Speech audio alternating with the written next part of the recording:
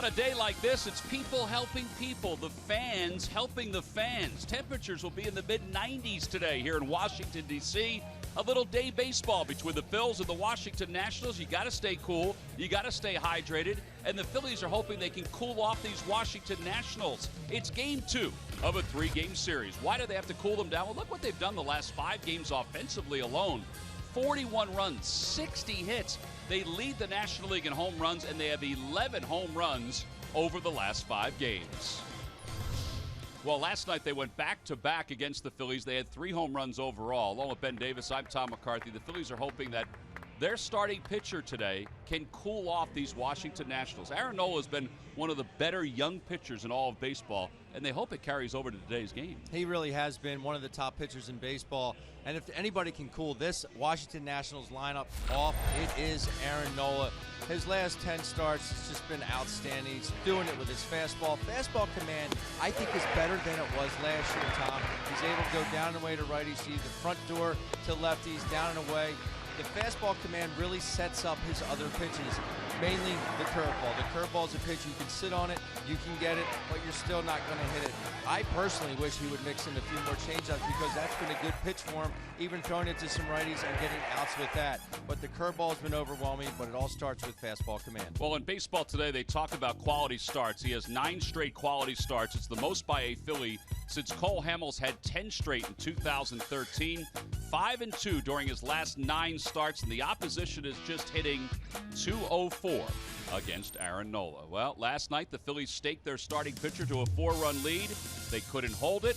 If Aaron Nola gets a 4-run lead today, we'll see if he gets a chance to hold the Nationals off. 13th start of the year for Aaron Nola. Tanner Roark got roughed up at his last outing. This is his 13th start as well. Well, if you want to talk about cooling somebody off, they got to cool off Murph. Not our Murph, but Daniel Murphy. He has been red hot the last 2 series against the Phils, including last night. Lineups at first pitch when we return. Phillies baseball is brought to you by Xfinity. Xfinity X1 will change the way you experience TV. By Toyota. For great summer deals, visit your local Toyota dealer or buyatoyota.com. Toyota, let's go places. By Citizens Bank. The next time you have a question about money, don't keep it to yourself. Ask a citizen. And by Independence Blue Cross. Live fearless. Learn more at IVX.com.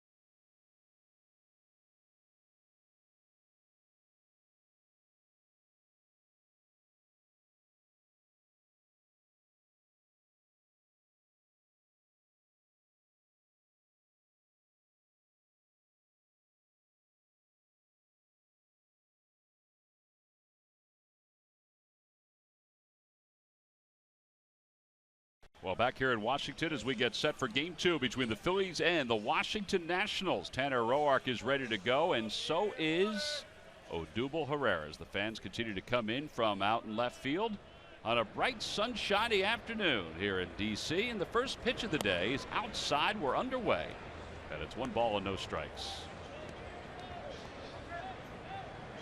Tanner Roark coming off a less than stellar outing his last time. Odubel hitting .318 on the year, and he pops it up over toward third base. Anthony Rendon is there, so is Stephen Drew. And what a way. Let's take a look at the rest of the Phillies lineup, brought to you by Xfinity. The new Xfinity X1 will change the way you experience TV. Galvis and Franco follow Odubel Herrera, then Tommy Joseph and Cody Ashe. Cameron Rupp, the catcher, will hit 6th. The bottom third of Hernandez Nola batting 8th today, and Peter Borges batting 9th, playing right field. Roark's numbers 4 and 4 with a 3.21 ERA. Last start, he allowed 5 earned runs in 3 innings of work. He wound up a no decision. The Nationals won that game, though, 10-9. As Galvis shows bunt, takes a strike. It's 0-1. We take a look at the scouting report. He's a guy that really relies on that sinker, throwing it 62.3% of the time. He'll sit about 92. Overall, not too good of numbers against these Phils at 3 and 5 with a 5.06 ERA. He's been good, though, against them this year, and that's, they say, the maturation of Tanner Roark. When he's effective, he's going to get a lot of ground balls. He's already gotten 1 out in the air, but it was a pop-up left side. That one's looped out toward right center field. Michael Taylor playing center today. All right, Ben, time now for our Nissan keys to the game. Well, Aaron Nola needs to finish with his fastball. When he's down and through it, he gets good finish on it, and he hits his location. Sometimes he'll pop off and the ball will come back towards the middle of the plate. So finish the fastball and offense. Continue what you started last night. Yes, they lost 9-6, but I like really a lot of the things that the offense did last evening. Including the 4 RBIs from Tommy Joseph, who's on deck. He had 2 two-run home runs. Odubel takes a fastball, and it's 0-1. Or excuse me, Michael. Michael, 242 with 10 homers and 32 runs batted in. He was 0 for 4 with a couple strikeouts yesterday. A little low. The Lucky McDonald's Phillies home run jackpot contestant is Tyson Rigman of Harleysville. Phillies hit a home run in today's ball game, then Tyson will win $100. Good luck, Tyson.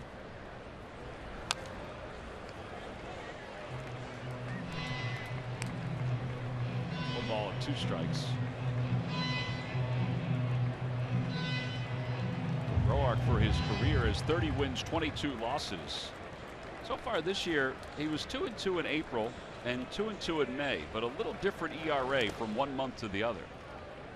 His ERA was just over 2 in April, and his ERA in May was at 3.23.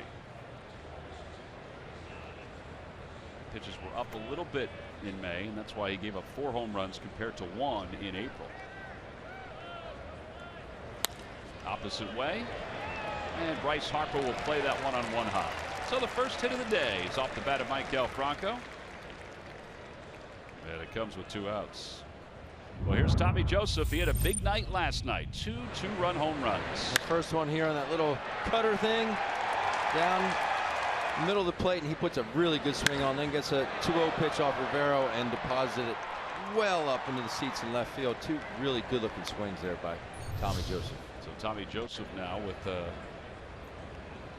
.311 batting average, 5 home runs, 8 runs, excuse me, 322 with 7 home runs. Pitches outside, and it's 1 ball and no strikes. You know, Roark is a guy that relies heavily upon that sinker. Just last game, the sinker was up. And when it's up, you can get some bleeders here and there, even if you don't barrel the ball.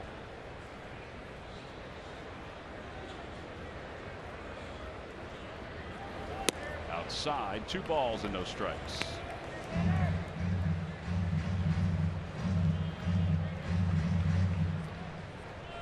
Tommy Joseph, the first Philly to have 7 home runs in his first 21 games since 1913. 2 balls and no strikes to Joseph. On the outside corner, 2-1. Pete Buchanan said after the ball game last night, he said, I got to go with him. He said, how about how short his swing is? You mentioned that even in last night's telecast. But yet still powerful.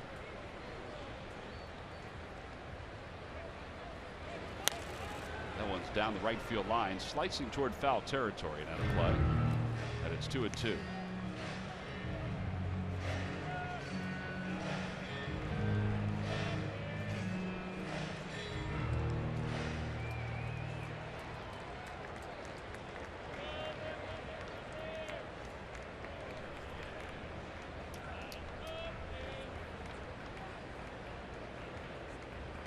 There goes Franco.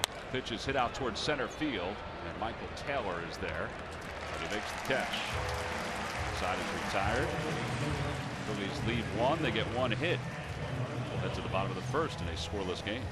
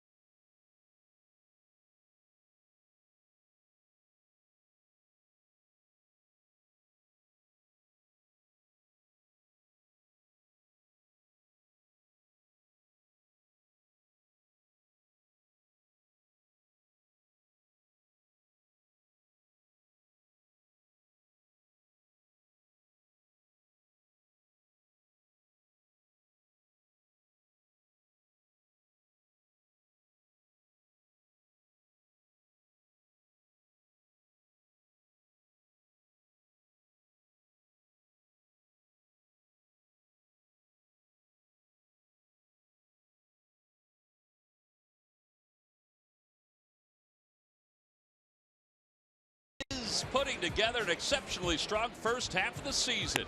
Following his last start, Aaron ranks third amongst National League starters in opponents' lowest on-base percentage. Since April 22nd, he has put together 9 consecutive quality starts, the longest stretch by a Philly since Cole Hamels did it 10 times in 2013. During that stretch, Noah has posted a 1.68 ERA, and opponents are hitting just .204. The right-hander has been dominant and still found time to greet his fans with gifts as they arrived on his birthday. And it's brought to you by Independence Blue Cross. Live fearless. Well, he has been effective 5-4 on the year with a 2.65 ERA, 85 strikeouts in 78 innings. If he has had a kryptonite, though, Ben, in his career, it has been in the short time these Washington Nationals. It has been, but overall, really good road record for Aaron Nola. As we take a look at the scouting report, 6-1 in his career with a 2.72 ERA. He'll sit about 90. The fastball really does set up that very, very good curveball. But as we mentioned in the opener, I would love to see him use that changeup a bit more.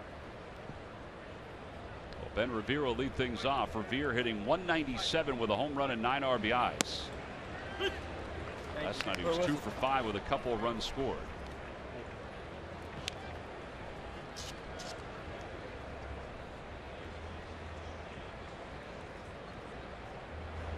Outside, and it's 1 ball and 1 strike.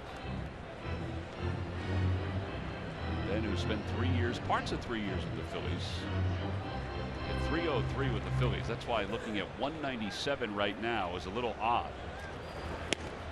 Outside, 2-1. He's playing left field today. Jason Worth gets the day off with Michael Taylor in center field.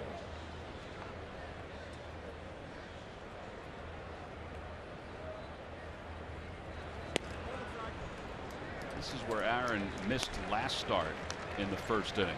Balls just ran toward the outer half a little bit too much. He found it, though. Taking a look at this defense, I can't believe how shallow Cody Ashley is in left field. Cody is shallow, although it is a big outfield. Sometimes that's deceptive, but he is shallow. So it's pulled toward first. Tommy Joseph is up with it. 3 unassisted and 1 away. Here's the rest of the Nationals lineup brought to you by Xfinity. Xfinity X1 will change the way you experience TV.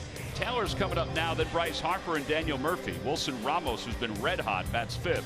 Clint Robinson starting at first base hits 6th. And the bottom third of Rendon, Stephen Drew, and then Roark.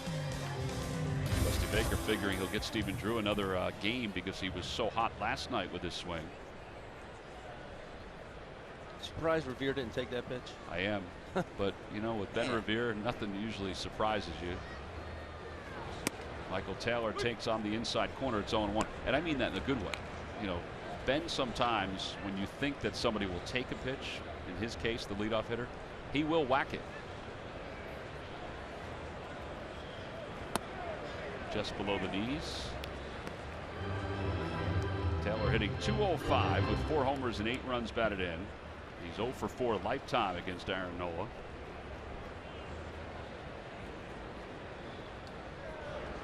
Swing and a miss. There's that curve. That's so good. Same arm slot.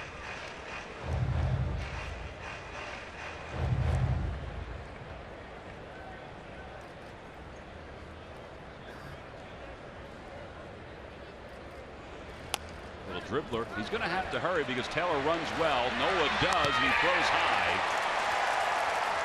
And a base runner for the Nationals here in the bottom of the first.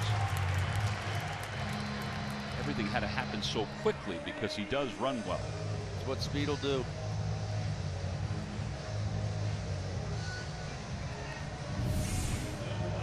I'll assume this will go down as a hit.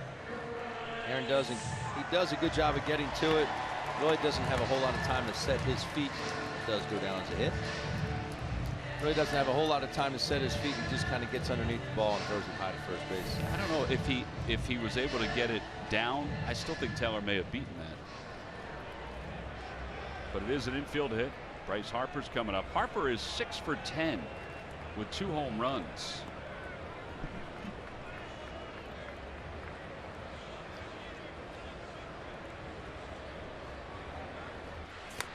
Toss over to first. By the way, Ben, they have changed that. It is an E1. Get out my whiteout.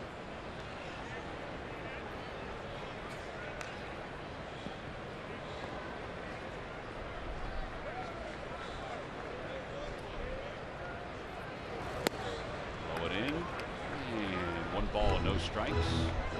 Harper was 0 for 2 with the runs scored in yesterday's ball game.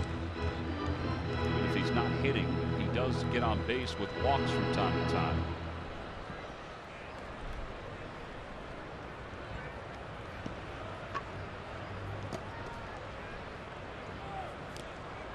And Taylor is back ahead of the tag by Tommy Joseph.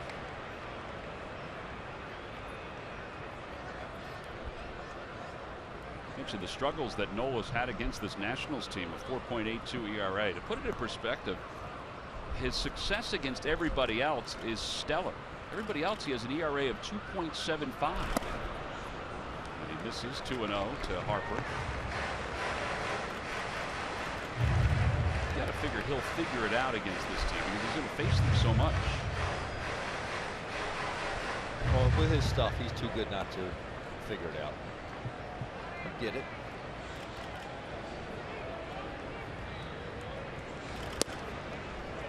3 balls and no strikes to Harper.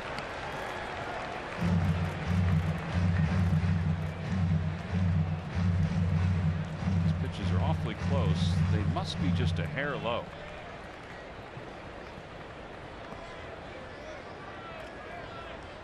See Tripp Gibson behind the plate today. 3-1.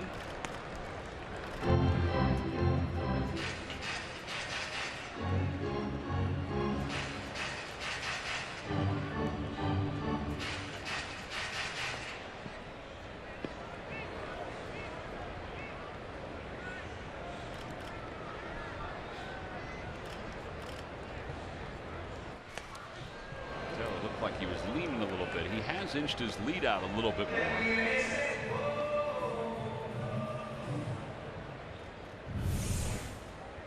He can burn, and I would imagine he would be off to the races here. 7 stolen bases this season after a collecting 16 last year. Boy, it's getting closer over there.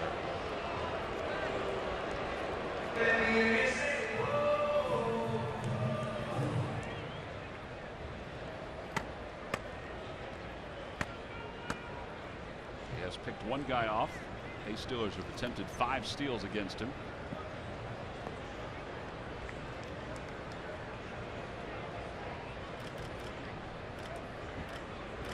Curveball. They check. No swings as the third base umpire, Gabe Morales. Rupp has his hands on his hips. Far vantage point, it looked like a good pitch. That's really close.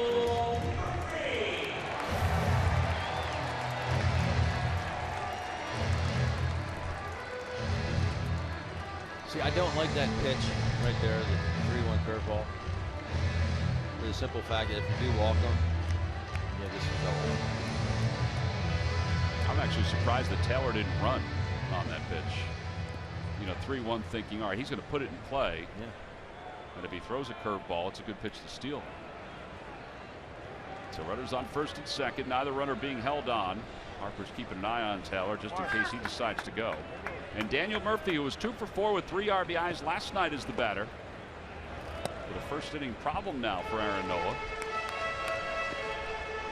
Now, if it was later in the ball game, yeah, you think you want to throw a 3-1 curveball, that's fine. But it's the first inning. I think Morales could have easily punched him on that to give him 2 strikes. I also thought the pitch was over the plate. Inside and low, 2-0, and now a conversation between Rupp and Aaron Nola. What are you seeing right now? You think he's just missing low a little bit? Yeah, that was one of my keys. Make sure you get that finish. You know, get it out in front. He does have a, I wouldn't say it's a sidearm, but he really drops down. Still keeps his it's a funny delivery in the fact that he drops down, but he still keeps his elbow or his hand above his elbow. Well, he's thrown 16 pitches so far, and only 6 have been strikes. It's very unlike Aaron Nola. 2-0 to Murphy. Murphy hitting over 400 with runners in scoring position. Outside, ball 3. He is in a little bit of a danger zone here. I would think Murphy's got the green light, whether he utilizes it or not. And the man is leading the National League in hitting.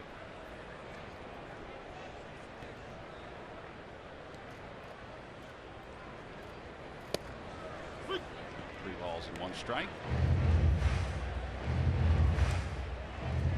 Any other team, this guy would probably be the number 3 hitter, but for Dusty Baker trying to find some protection for Bryce Harper, he's got him batting cleanup.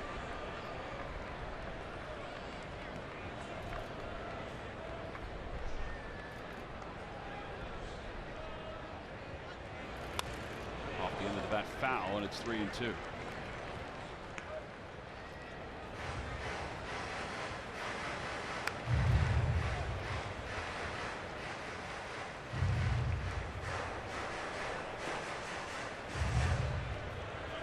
Cannon hoping his young pitcher can get out of this first inning jam.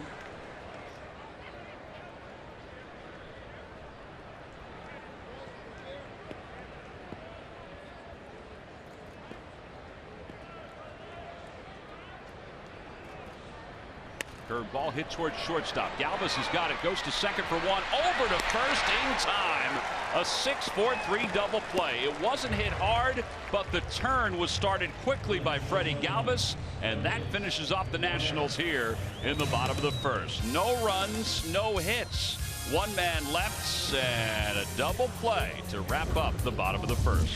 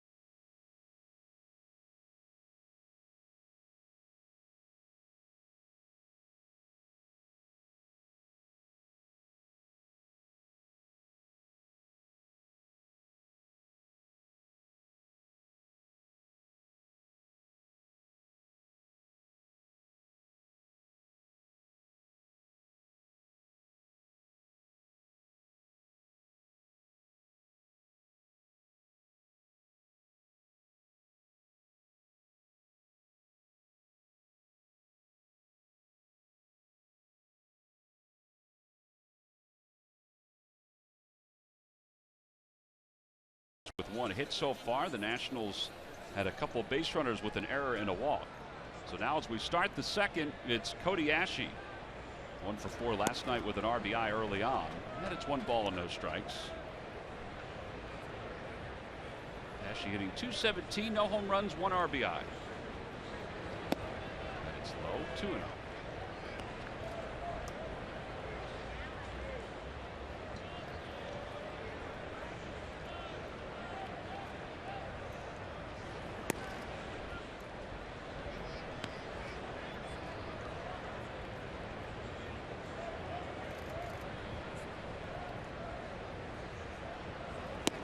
Inside corner, 3-1.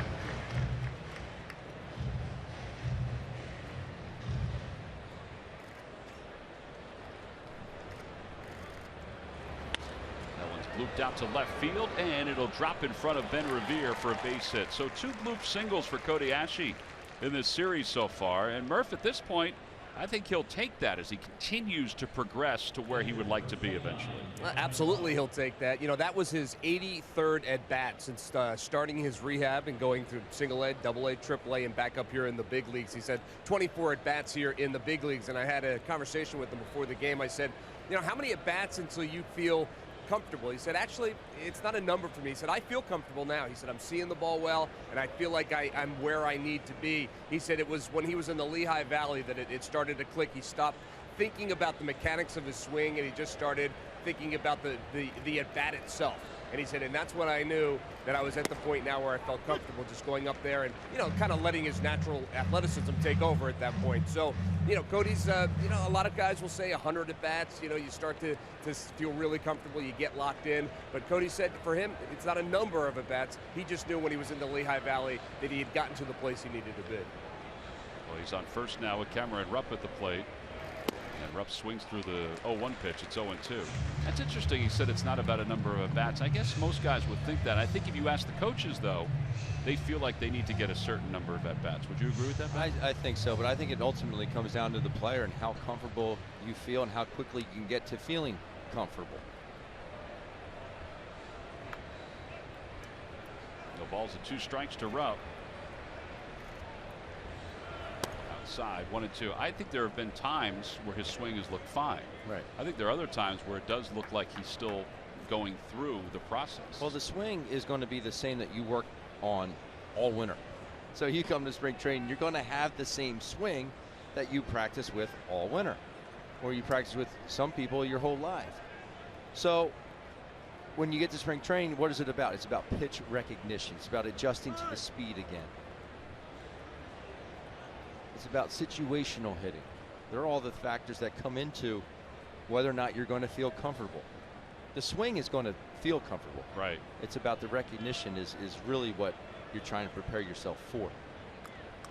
1 ball and 2 strikes to Rupp. Phillies yesterday took an early lead against the Nationals. They were up 4-0, but could not hold on. In the dirt, Ramos does a nice job of playing that on 1 hop.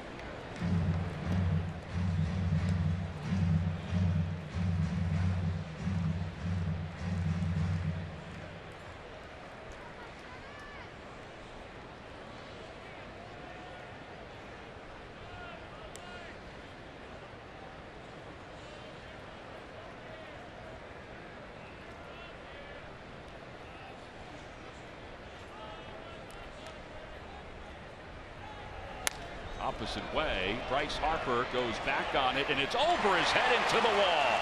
And Ashe's on his way to third base. Going to second is Rupp, and the Phillies have runners on second and third with nobody out. Is that deja vu all over again? Sure is. Man, I actually referenced that last night, the ball that Cameron Rupp hit in the series here earlier in the season. Same type of fly ball. It just gets over the head, and Bryce Harper again looks confused out there in right field. That's a man that just really trusts his swing and trusts his strength right there in Cameron Rupp. Well, that's 12 doubles now for Cameron Rupp.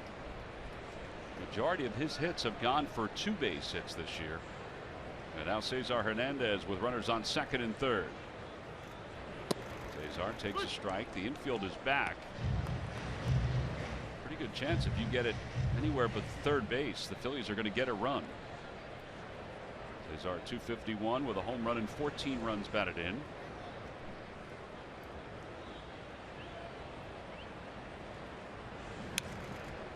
And now it's 0-2. Today's game is also available in Spanish. Just use the SAP button on your television or change the language through the menu on your cable box. Bill and Angel are both here, a couple booths down.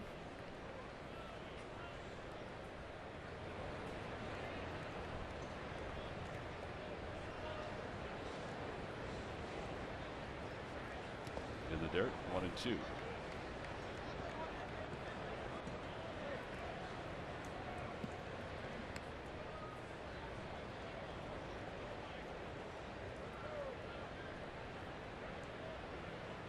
Cesar likes room service, huh? Does seem to swing the bat better on the road.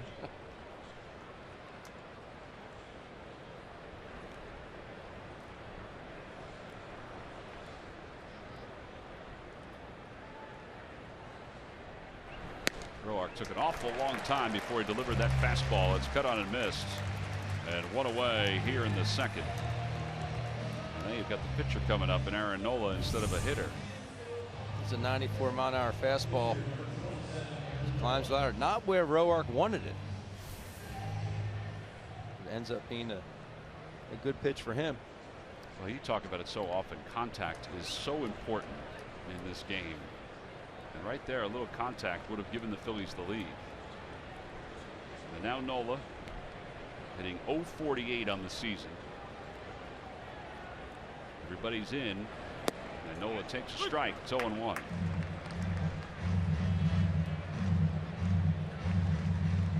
Sure, Dusty Baker well aware of the safety squeeze here. I don't think we'll see it right now because of Cody Ashley. Nothing against Cody, but he's not a true burner by any sense. The other thing too is that Nola does not bunt all that well. At least he hasn't. He only has one sacrifice bunt. He has struck out 10 times this year.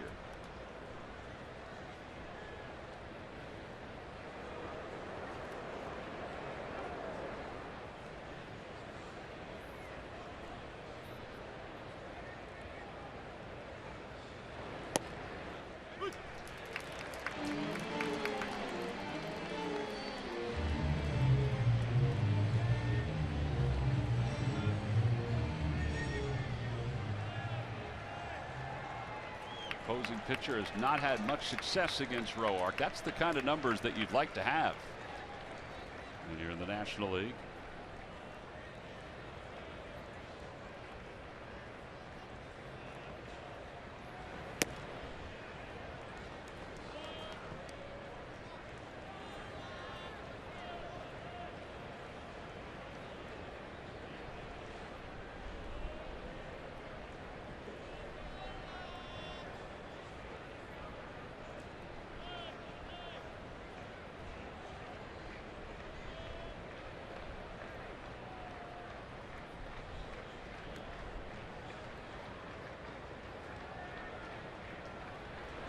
Swing and a miss. 2 away. Back-to-back strikeouts for Roark. And now Peter Borges is coming up. Phillies fans, next time you want to grab Phillies seats, get the StubHub app. Not only will you find seats you'll love whenever you want, you can find the best seat for your buck when you sort by best value. We take the price and location of seats and show you which tickets at StubHub give you the best deal. So get the StubHub app today. Folks may have gone to StubHub to get the tickets for today's ball game.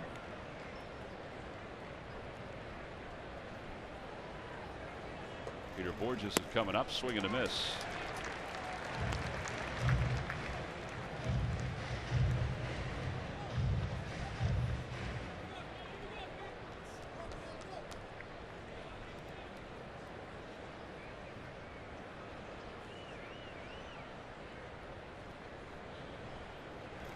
Outside, 1 ball, 1 strike. Borges hitting a .195. He's only had 1 start here in the month of June.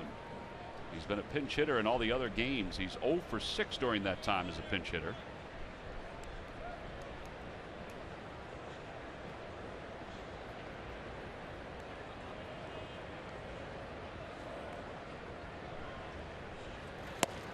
down the chute. 1 ball and 2 strikes.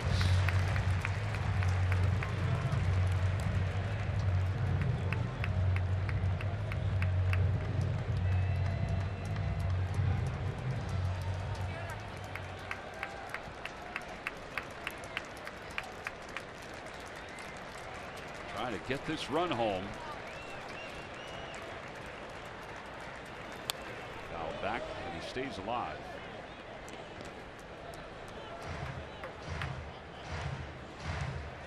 See, Roark, I think he's really struggling, battling himself right now to find that fastball command, using an awful lot of sliders, especially this inning.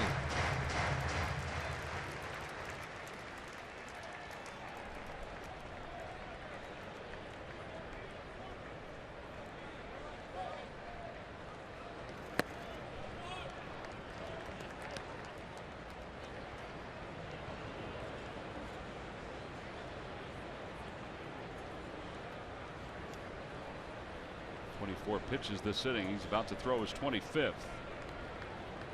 Runners on second and third to start the inning.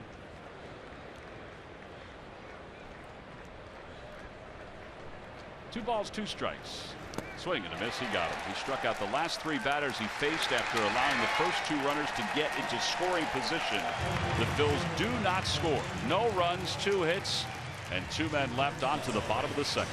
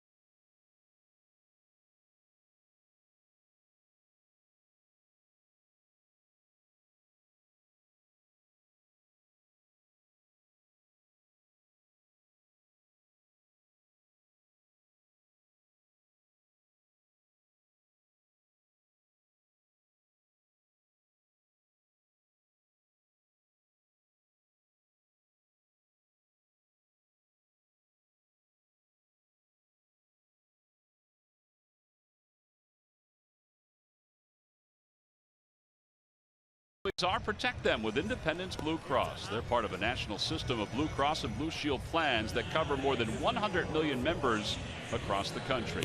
Live fearless. Learn more at IVX.com/biz.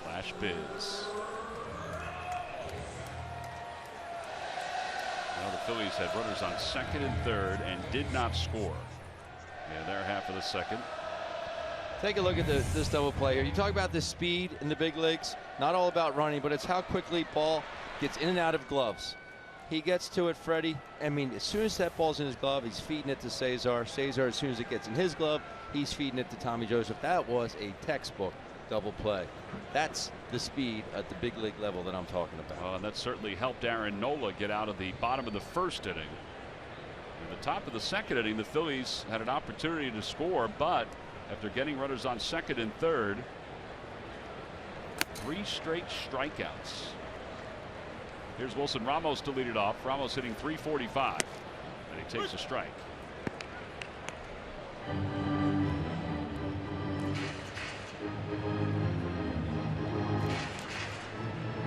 Ramos 458 during the month of June. That's 3rd best. How about Will Myers? Putting together a nice month of June for the Padres. Inside.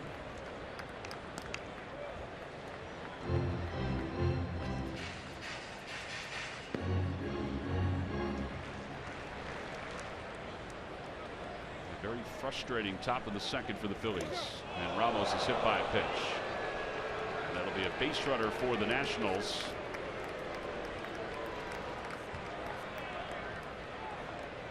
Ball just kept chasing him inside.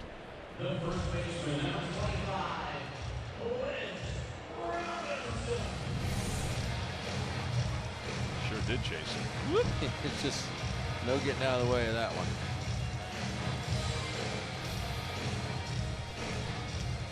The Nationals have a leadoff batter aboard.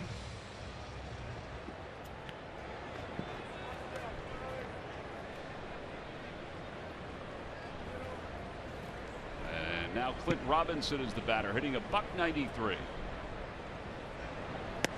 Robinson takes inside. 1 ball, no strikes.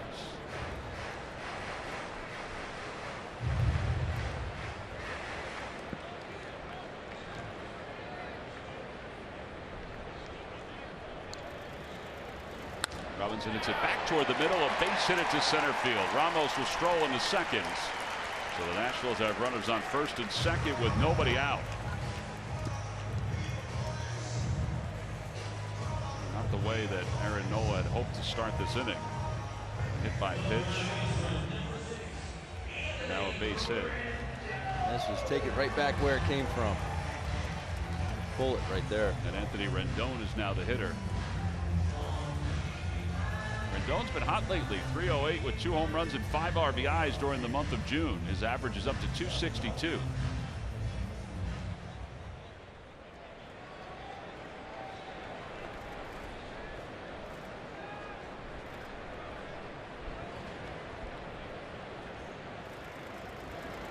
Back toward the middle, over the mound, backhanded by Hernandez, flips high to Galvis. They'll only get the 1 runner. The middle runner at second base. That's probably all they could have gotten anyway. Boy, that flip, though, was dangerous. What are you talking about? Dangerous. Danger zone. It's an out. This is an excellent play. First, I thought it was going to hit the bag. But a nice play there by Cesar. That's a nice play by Freddie as well to go up and get this ball.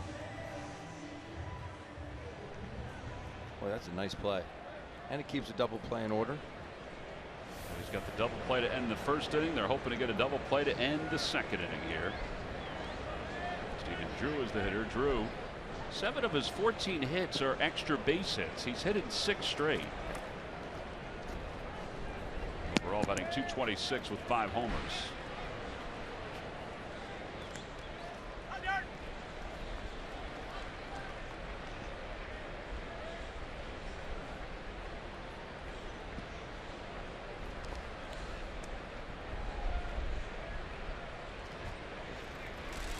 Ball outside. Want to know, he just doesn't have the feel for his curveball here this afternoon. Doesn't seem to have that sharp break on it. I wonder if the humidity has anything to do with that. I don't know. I mean, it is warm out, but we haven't seen him miss this much. I mean, he has 27 pitches and 15 balls. That is not Aaron Nola like.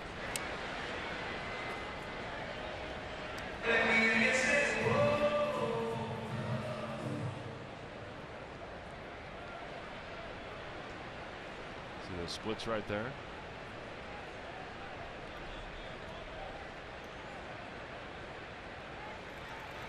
Curveball on the outside corner. 1-1 to Drew. Drew was hitless in 2 at-bats against Nola.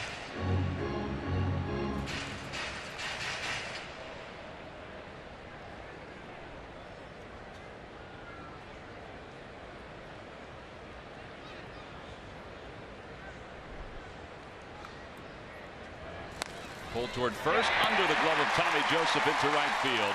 Ramos will score on his way to third as Rendon. 1-0. Nationals on top.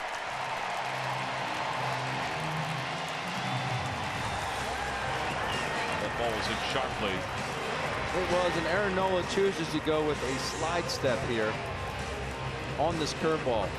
If you use a slide step or you utilize a slide step, you have to make sure you still get on top. He slide steps and really never gives his arm a chance to catch up. The ball is elevated. Drew hits it to right field, right underneath the glove of Tommy Joseph. 11th RBI of the season for Stephen Drew, and now the Nationals take a 1-0 lead. And Tanner Roark will be the batter. He hitting a .167. for his career and 0 for 20 this year.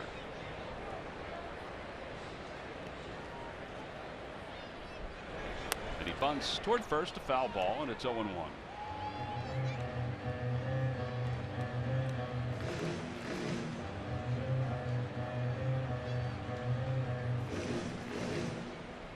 Go back to first and third.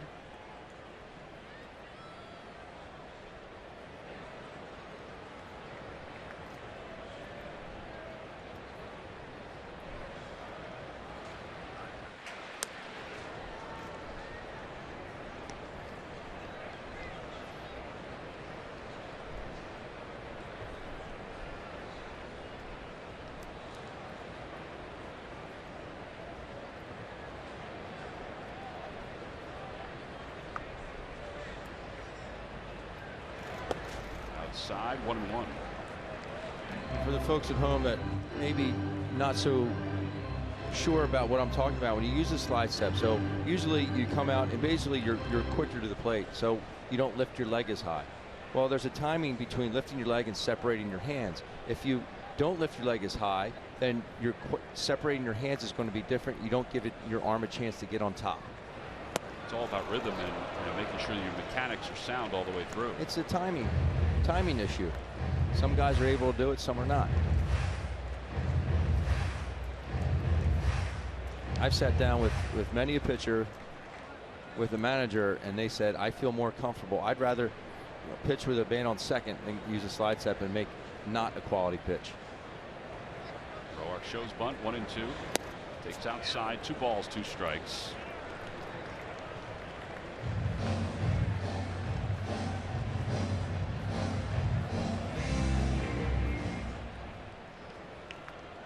I doubt this humidity is affecting Aaron. I mean, he's pitched with it his whole life.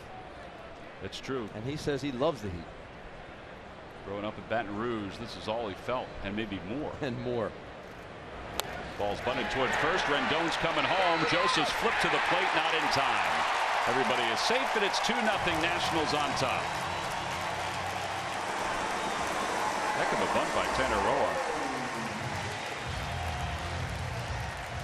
It was a good bunt. I think if Tommy Joseph comes in here and has a tough time getting it out of his glove, might just turn around and take the out at first base.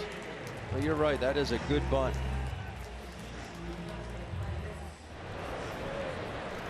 Bouncing off the mound. Tommy comes in, really nothing he can do. Rendon outran the ball. Scored a fielder's choice and an RBI. 2-0 Nationals, and Ben Revere is coming up.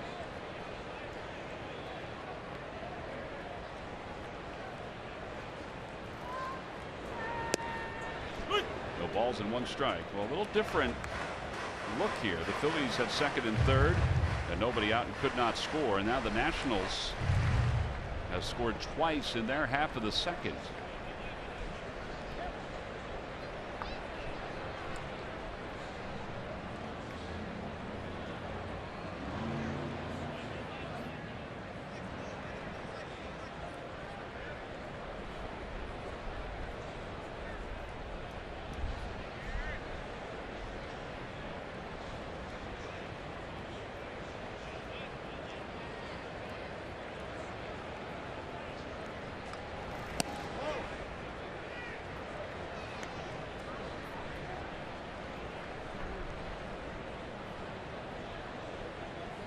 His numbers with runners in scoring position have been very good. You see 6 for his last 10.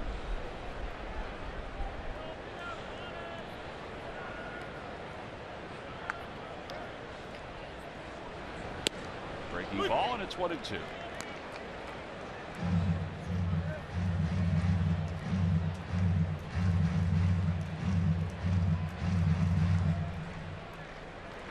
The other number which is surprising is the one, the 37 right there, in less than 2 innings of work for Nola.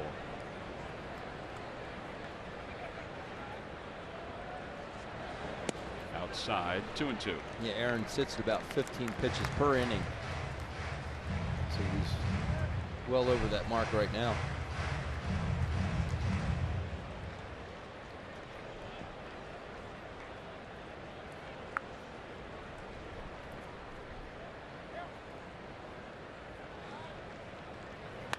Opposite way. Cody Ashe going back on it, and he'll make the running grab for the second out.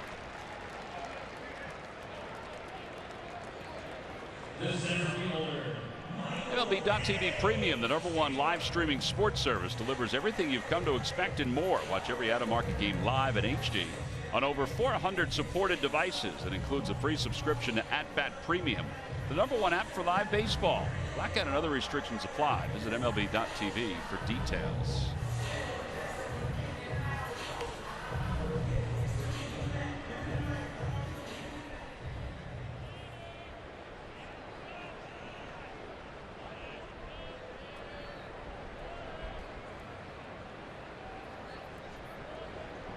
Well, 2 away. Michael Taylor's the batter. So we get a miss at a breaking pitch. Taylor, first time up, reached on an error by Aaron Nola.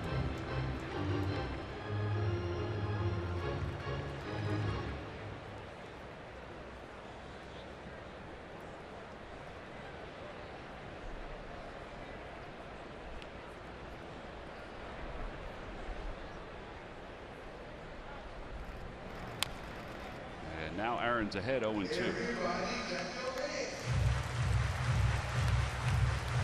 Big shift in momentum in this ball game. Absolutely. Phillies second and third, nobody out. Roark strikes out the side. Next thing you know, they come out their half of the inning, put up a 2 spot. Hopefully that'll end here.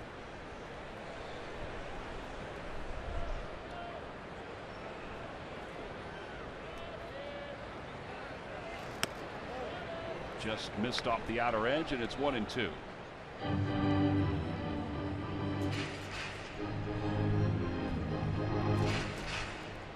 think the home plate umpire, Trip Gibson, is hearing it from the Phillies dugout on that last pitch. I think Cameron Rupp may have said something to him too. Curveball line toward left. It'll be in for a base hit. Rounding third and heading for home is Stephen Drew. The throw by Cody Ashe not in time. RBI single. It's 3-0 Nationals.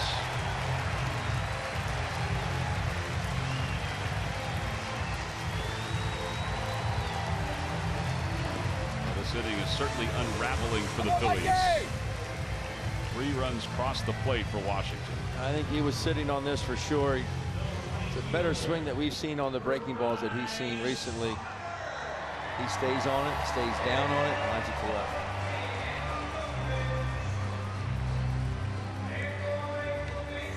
Now it doesn't get much easier. Bryce Harper's coming up. Harper walked his first time up.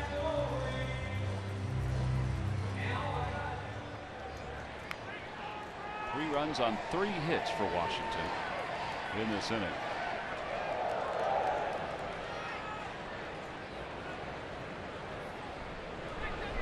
Breaking ball, and it's 0-1.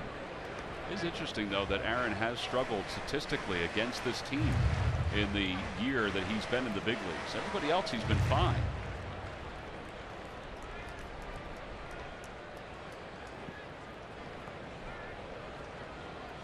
He's about to throw his 25th pitch here in the second.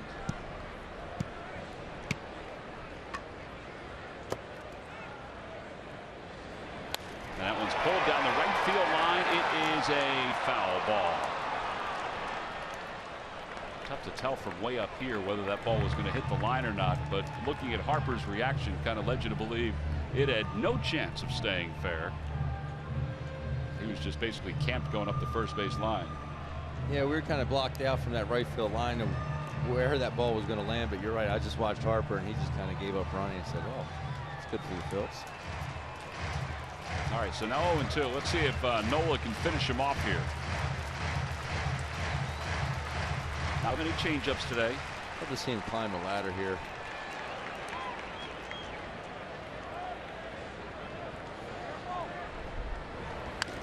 Well, he did climb it. Harper went after it and fouled it back to stay alive. Maybe just a hair higher.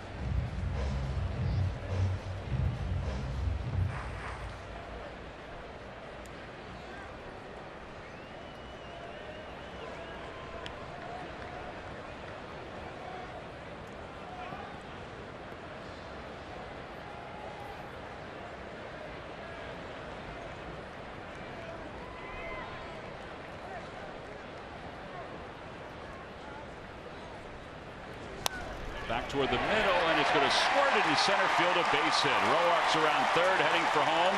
Odubel's throw is not in time. 4 runs have scored. Here are the second for the Nationals. They're on top 4-0, and the inning continues as Bryce Harper picks up his 38th RBI of the year.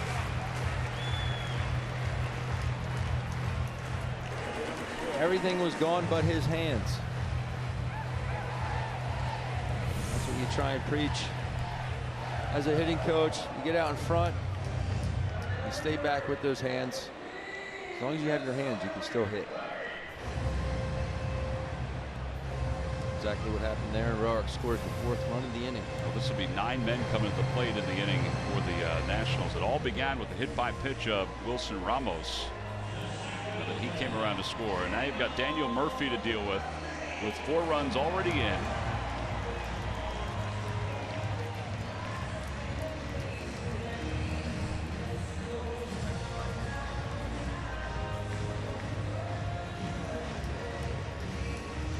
Well, last night Jeremy Hellickson, 6 innings, 7 hits, or 7 runs, 9 hits, 3 walks, 2 strikeouts in his outing. He had a 4-0 lead. Now it's Roark that has the 4-0 lead. And Murphy, who hit into a double play, his first time up. The 9th man to bat in this inning. Outside, 1-0.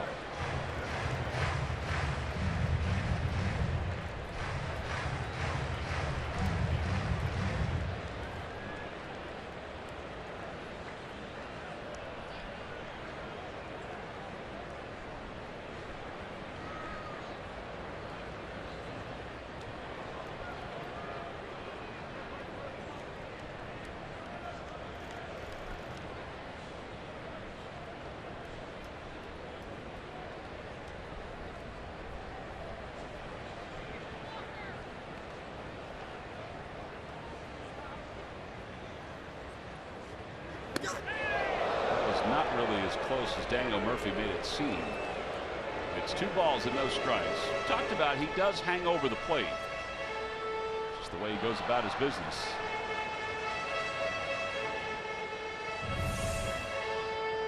Take a look where this ball crosses the plate. I mean, I think if it's down, it's a strike. I was going to say there's a chance it is a strike if it's letter high or a little below.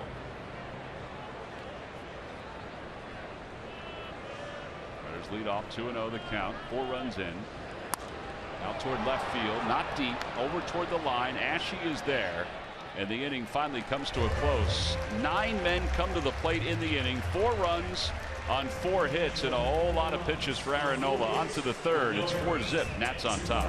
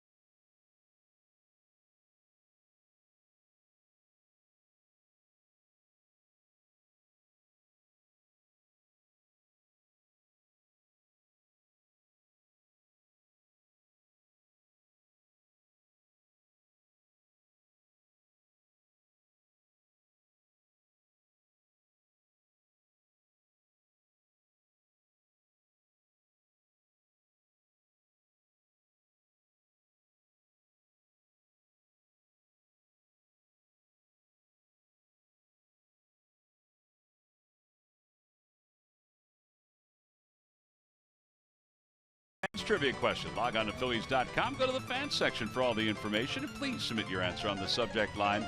All right, Ben, the question is, whose record did Gio Gonzalez break for most innings by a Nationals left-handed pitcher. Whose record did Gio Gonzalez break for innings for a left-handed pitcher? The answer will be revealed a little later on. There is Gio. Got his hair cut, by the way.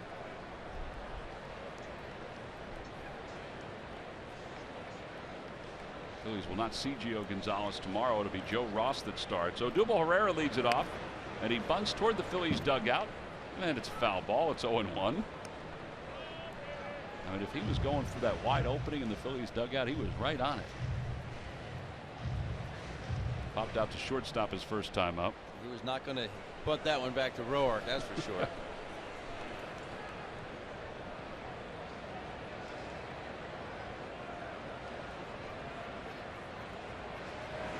And Odubel's hit by a pitch. Well, that may be because Wilson Ramos was hit to start the bottom of the second inning. So Tanner Roark goes right after Odubel Herrera as we begin the third. So the Phillies have a base runner.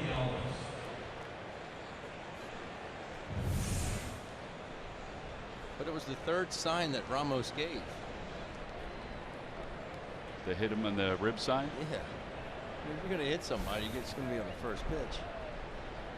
You would think. Freddie Galvis is now the hitter.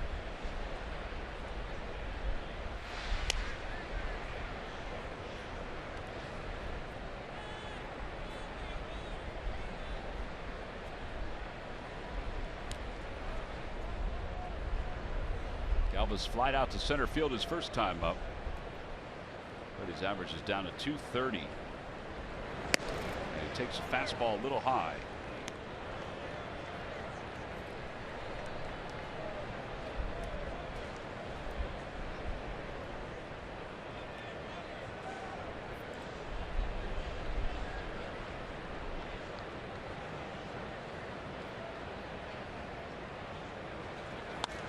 Fly ball left center field. And Revere is under it. And he puts it away for the first out.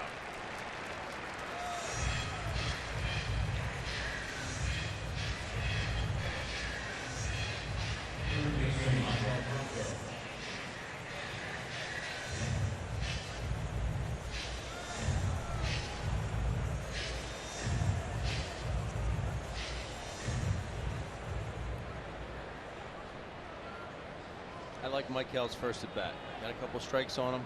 Shortened up a bit. Hit a single to right field.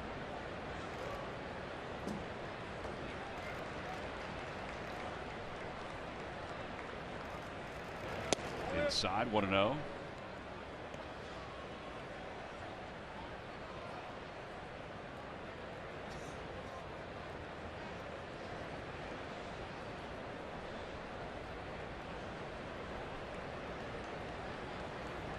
Odubel takes his lead off first. Out toward right field into foul territory. Harper's on the run and he won't get there. And it goes in and out of that gentleman's cap. Speaking of Maikel Franco, on Saturday, June 18th, when the Phillies take on the Arizona Diamondbacks at 3:05, it's the AT&T Maikel Franco bobble figurine given out to all fans. Tickets can be purchased right now by going to Phillies.com.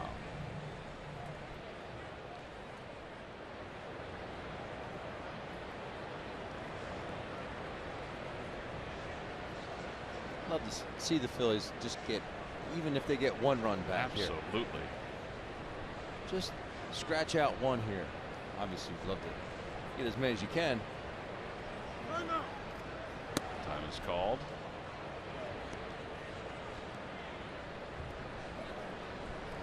Because right now it is only 4 runs. Mm-hmm. And you have 7 at bats.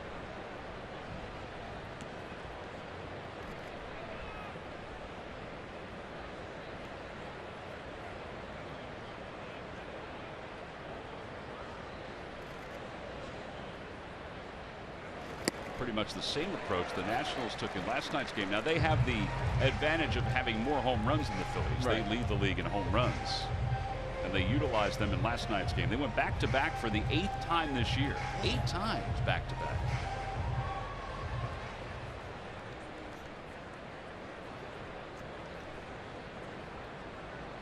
One ball, 2 strikes to Michael.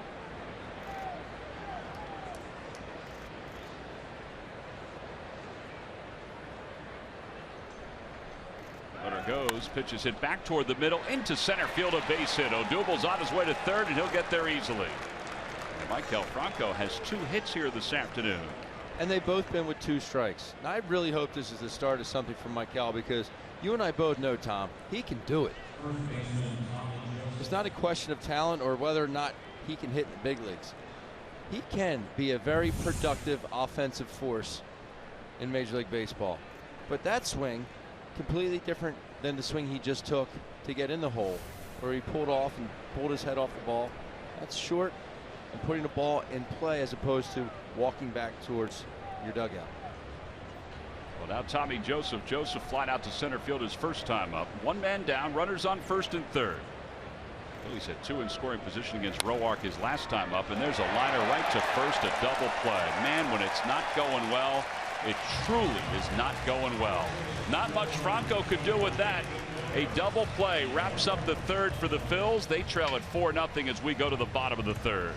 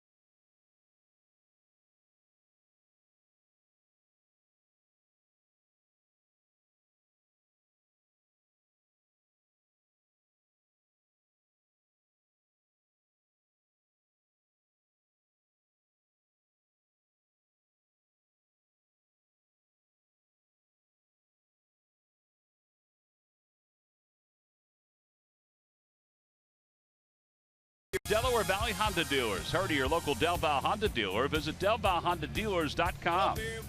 By Jefferson. Call 800-JEFF now or visit jefferson.edu. And by Chevrolet. Visit your local dealer at ChevyDealer.com. That cat right there is going to be really busy today. So are the other vendors, trying to get everybody hydrated. It's a warm day here in Washington. Phillies trail at 4-0.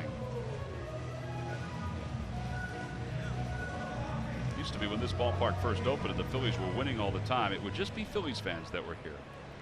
That was it. Now the Nationals have themselves a following, as you would imagine.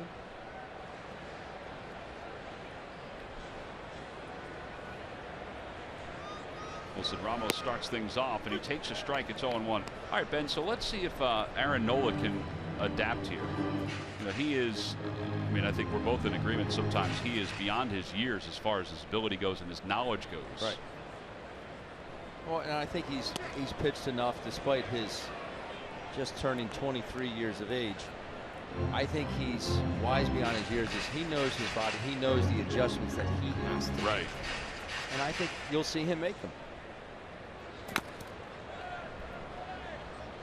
Ramos was hit by a pitch his last time up. And that one floats way outside. And it's 2 balls and 1 strike. That began the 4-run rally for the Nationals.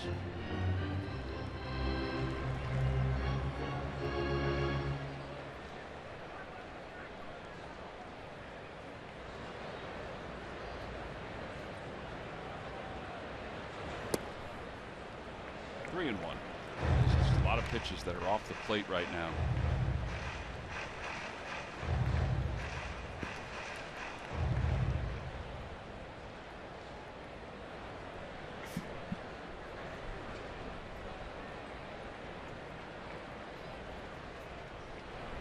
Swing and a miss. 3-2.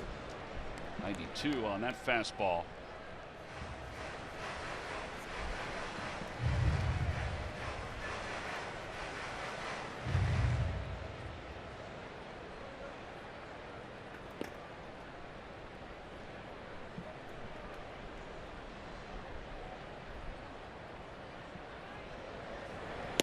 On the outside corner, strike 3 called. Now that was a good pitch. And that, folks, is the first strikeout today for Aaron Nola. And one away here in the third. That's a rarity in itself because of that good tight breaking ball. Usually gets a lot of strikeouts with that pitch alone.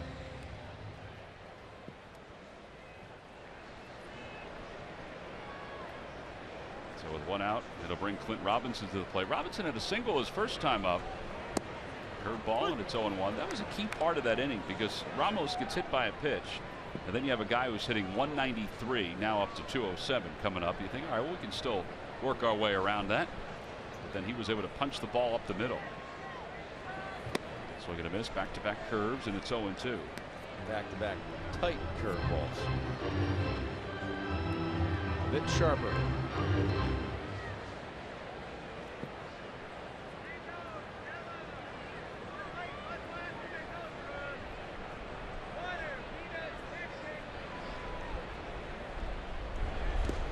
Go to the well one more time, and it's 1-2. Well, Nola's numbers here at Nationals Park, the first 2 starts, no earned runs in 12 innings today, 4 earned runs in 2 1/3. Mentioned he came into this ball game with a 4.82 ERA against Washington overall, but the lack of success was at home as Robinson punches that one past Maikel Franco in the left field. He takes a big turn around first, but will hold up there. So he has a 1-out single. He's 2 for 2. It's just a nice piece of hitting there by Robinson. See Maikel well off the line at third base. They're playing the pull, which I would think most people would do. They've got enough of a book on Robinson after his year last season.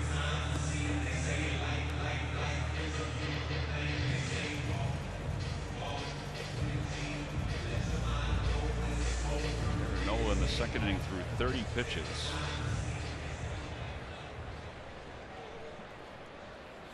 And Rendon, who reached on a fielder's choice his first time up.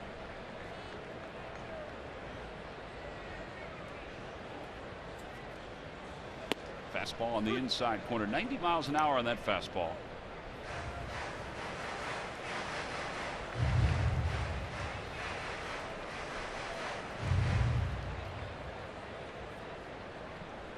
Since the 10th of May, his average is at 330. That was the kind of guy that they expected. They didn't get that the first 6 weeks of the season.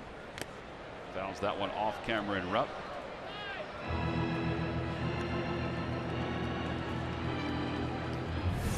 Cam's thinking, not again. This always happens to me.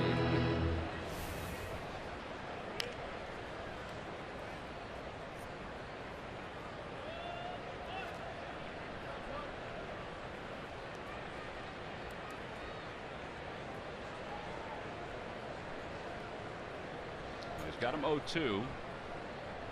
That has not hampered the Nationals today. They have 5 hits. 4 of those hits have come with 2 strikes. And that tells you that he doesn't have the curveball today that he normally has, that put away pitch. And he's been off with fastball command. He has. Curveball hit to the screen.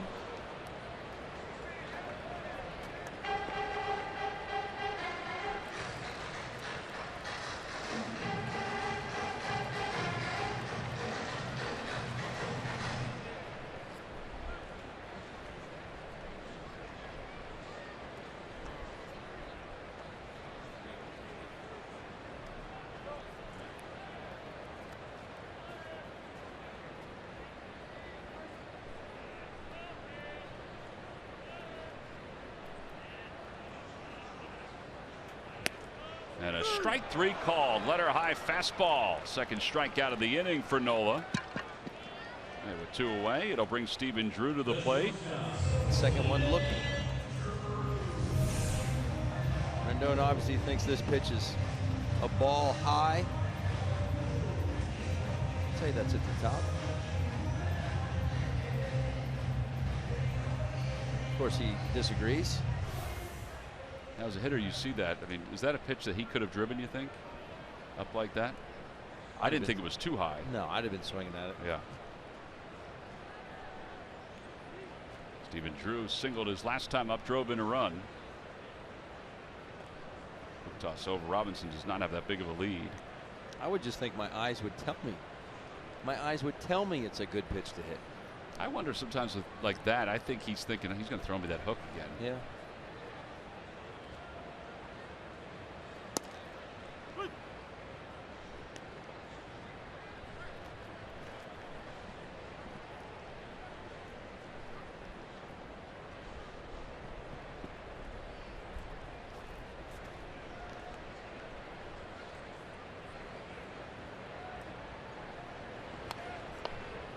Threw a changeup there. I think that's what, second, third changeup, if that many today against the lefties.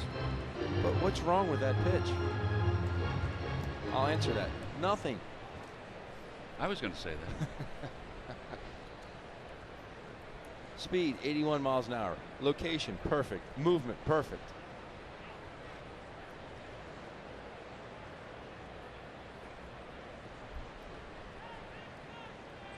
And I think that's definitely a pitch he can throw to a righty. We're not looking for that. If he can command it the way he commands the fastball or have similar movement to the fastball, then yes, he could throw it.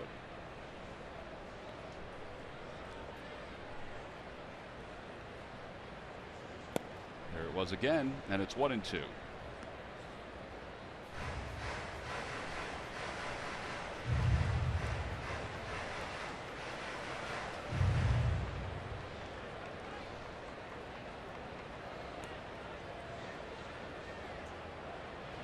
Got him. Swing and a miss, and he gets the 3 strikeouts in the inning to retire the side. No runs, 1 hit, and 1 man left. On to the 4th. Phillies down 4-0.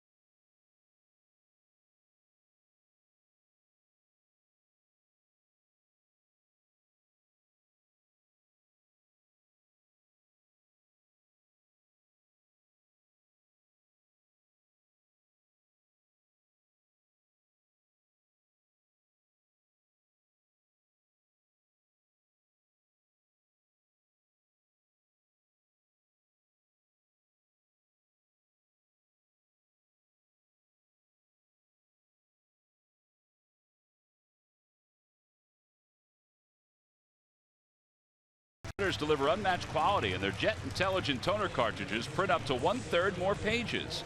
Get yours from who? But WB Mason today and experience the difference. Nobody beats WB on HP.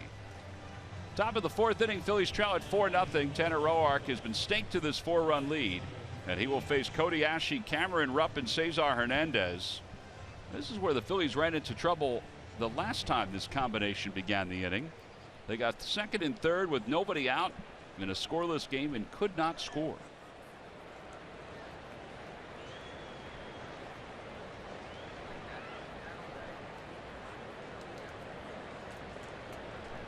So Roark go back to work. This will be his 50th pitch of the afternoon. And it's up and in. 1 ball and no strikes.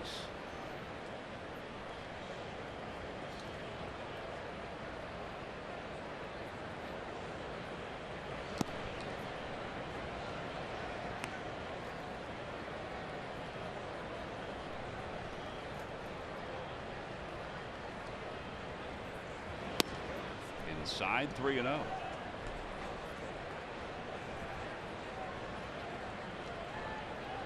Phillies cannot shut it down here. Down 4-0. They have plenty of time. Cody taken all the way. It's 3-1.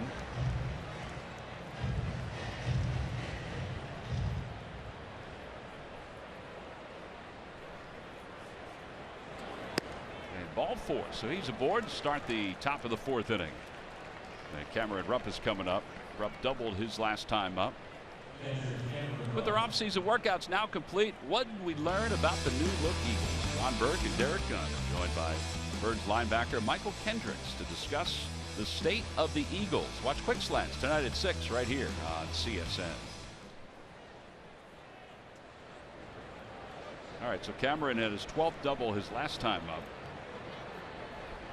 We'll try this one more time and see if the Phils can get a couple of base runners in scoring position and score.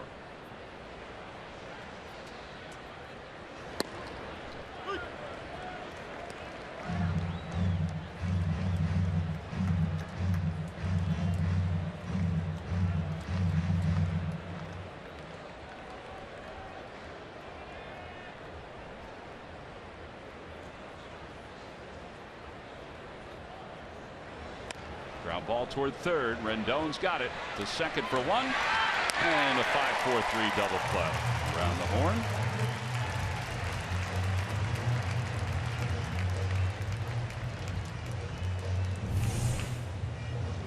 Well, they don't call it a pitcher's best friend for nothing. This is a tailor-made here. Double play. Rendon to Murphy to Robinson. Just like that, the Phillies have nobody on, and the batter will be Cesar Hernandez. He struck out his first time up. Probably the most important at-bat of the inning when the Phillies had second and third. Talk about this a lot of times with Cesar. He is such a gifted athlete. And he doesn't change his swing all that much in RBI situations, and that's probably his next step. Wouldn't you agree, Ben? I would. Especially, well, with no strikes, you don't have to change it a whole lot.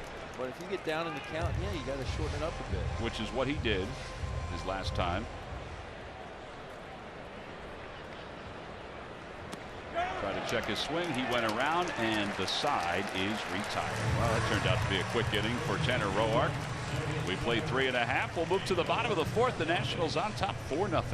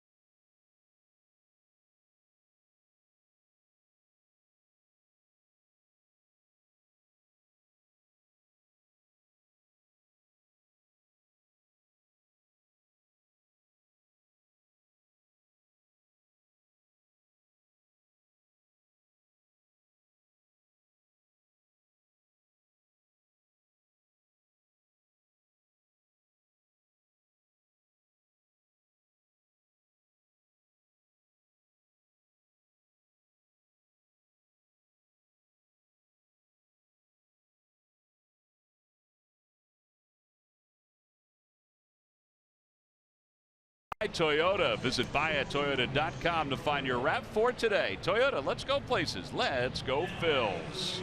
Well, GW was able to coast home for the victory. He was high stepping about 10 feet from the ribbon. So George picks up another victory. George Washington, that is, Ben. I got it. And I guess they're giving out belts now here in D.C. On a warm day here in Washington, D.C., temperatures are supposed to be in the 90s here this afternoon.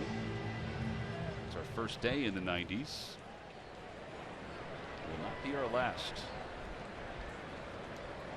Phillies trail it 4-0. And Tanner Roark, the pitcher, will lead things off.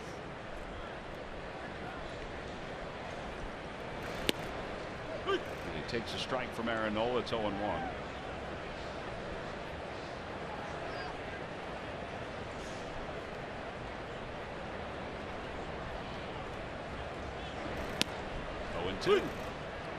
That was a little softer curveball there.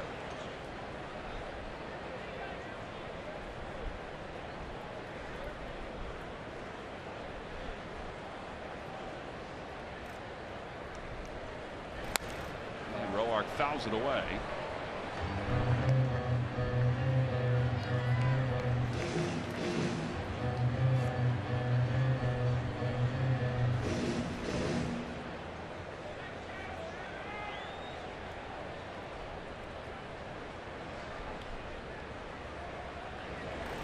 Ball hit toward third. Michael Franco takes a nice easy hop and one away. Nice way to start the bottom of the fourth inning.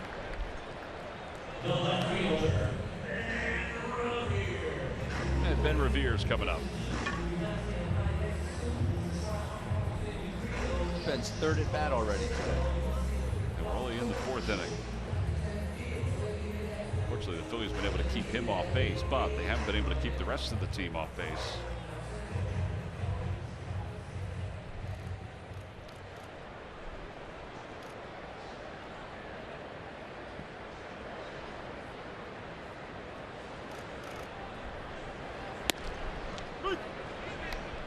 This inning at least, Aaron Nola is firing some strikes to start it off.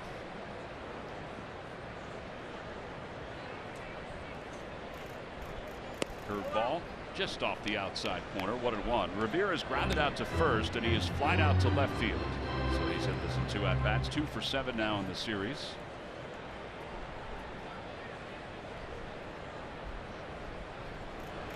That one's pulled toward right field. That's going to be an extra base hit. It's going to softly go to the wall, and Borges gets to it quickly, and that holds Ben Revere to a 1-out double. Well, that is the third double of the season for Revere. And he's now in scoring position for Michael Taylor.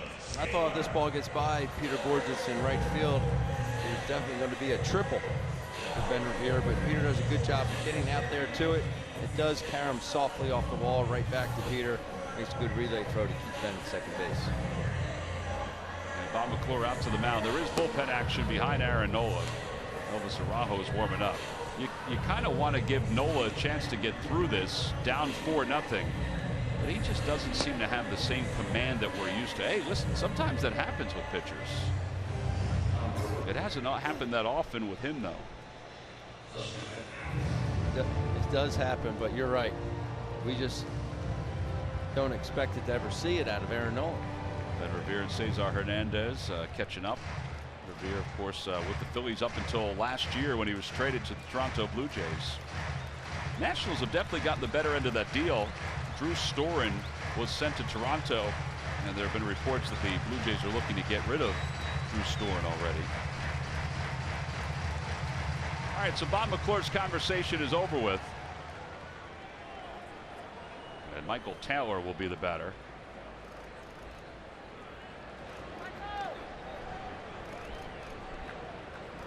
Taylor's reached on an error and has singled home a run, so he's 1 for 2. On the outside corner with a fastball.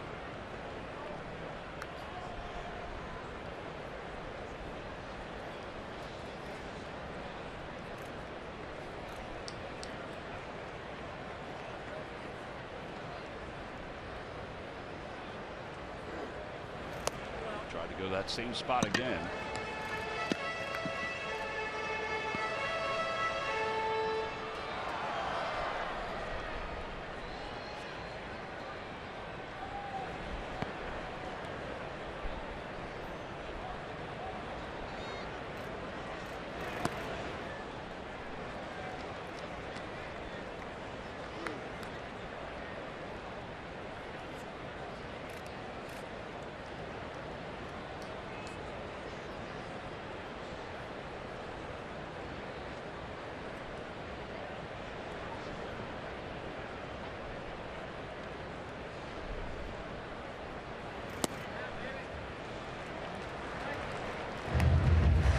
Who's coming in for Bryce Harper?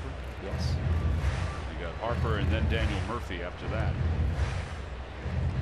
First, though, it's Michael Taylor, who is ahead 3 balls and 1 strike.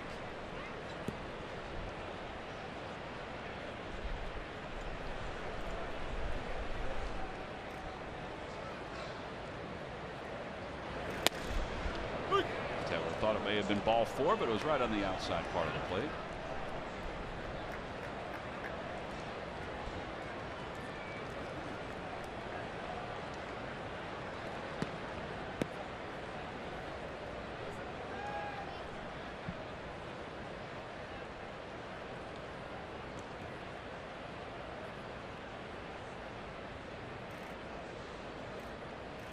Curveball hit toward third, right at Michael Franco. He chases Revere back, and they're 2 outs. All right, so let's see what Pete Mackanin does. He's coming out. He's going to make a double switch, so that's going to be it for Aaron Nola. Phillies will make a pitching change here, and they'll also change up a piece of their defense. Andres Blanco is coming in. Cesar Hernandez is checking out. So we've got a pitching change here at Nationals Park. The Phillies trail at 4-0. Can they get through this 4th and hope for a little offense? We'll see.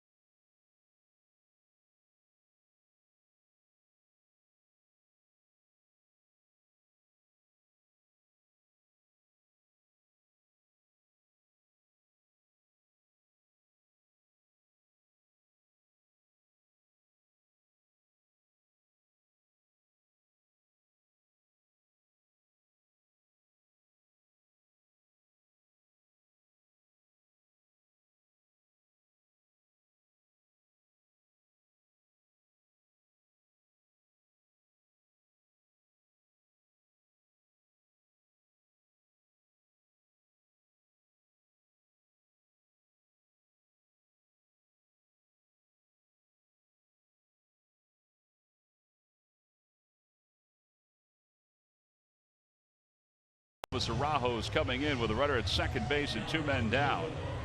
And Araujo's on to face Bryce Harper. Araujo's numbers 1-0 with a 3.71 ERA.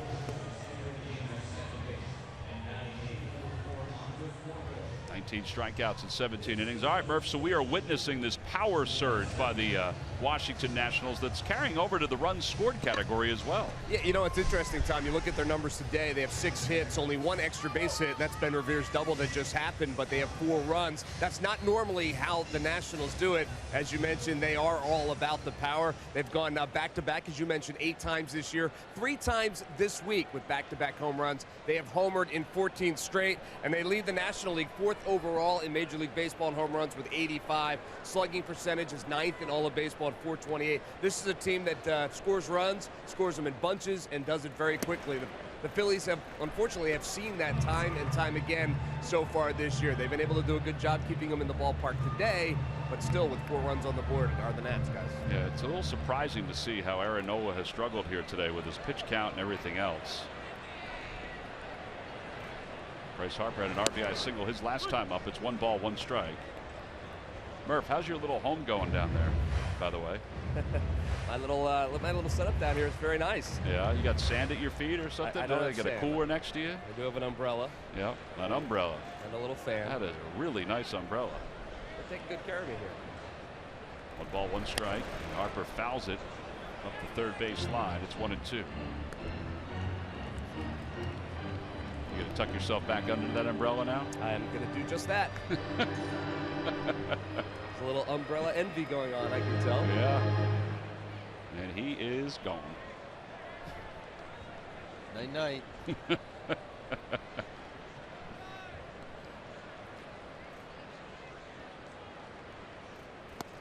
On the outside corner, strike 3 called. Harper's down looking, and that'll finish up the 4th inning.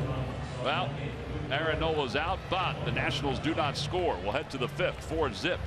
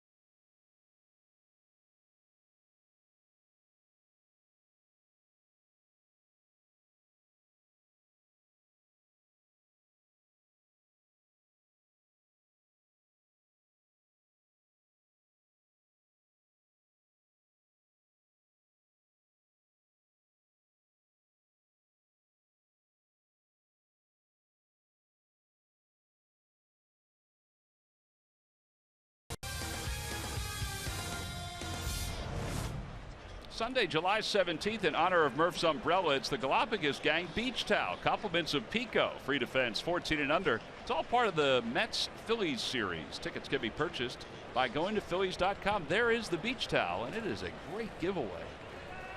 You can check it out by going to Phillies.com. Check out the entire promotional schedule. As Andres Blanco will lead things off, he came on as part of a double switch with 2 outs in the 4th inning. Blanco hitting .276 with a couple home runs. And he hits that one softly to second. Up with it is Murphy. And 1 away.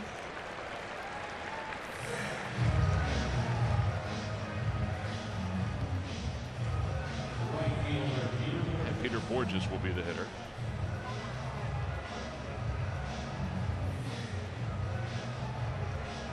Borges struck out his first time up.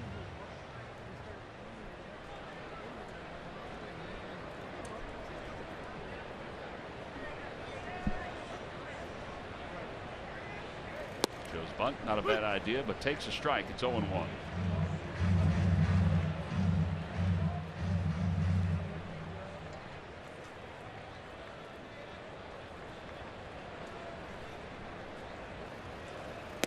Outside, 1 ball, 1 strike.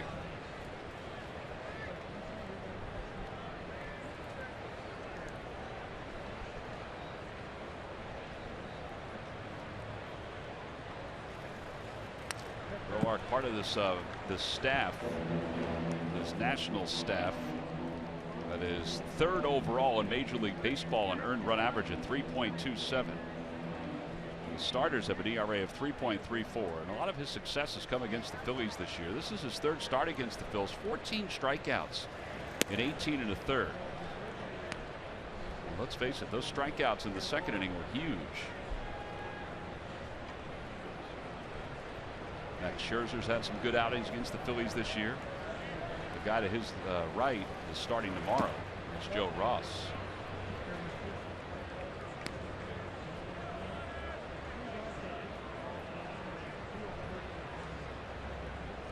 Got a chart in his hand, Ben. You never see that anymore. I think we've seen it though with these guys. They're the only team we've seen with a chart. Ground ball over toward the hole. Diving stop. Rendon quickly to his feet in time to get Borges. Boy, everything had to happen quickly because Peter Borges is not a slow runner. Ball was hit hard, but Rendon got to his feet so fast to make that play. On the scorecard, it goes down as 5-3, but this play is outstanding by Rendon. That infield is starting to dry up a bit, so it's going to play quicker. But you're right. Not only does he get to it, gets to his feet quickly, and in the sidearm motion, which he does pretty much on every throw. Watch how it's in real speed. Boom, gets to his feet, throws a dart across the infield. Now Odubel Herrera, he was hit by a pitch his last time up. Odubel's also popped out to shortstop. His average at .312 for the year. Up off the glove of Wilson Ramos.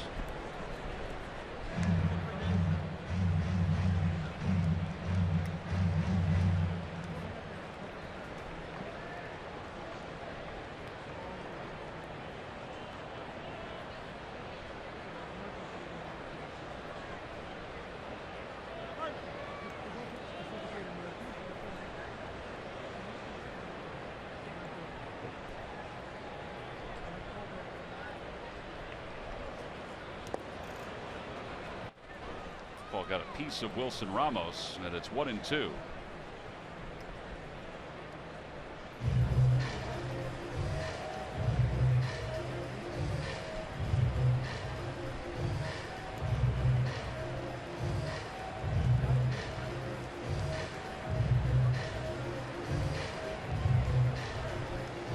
Just not a huge fan of the bunting with 2 outs, nobody on.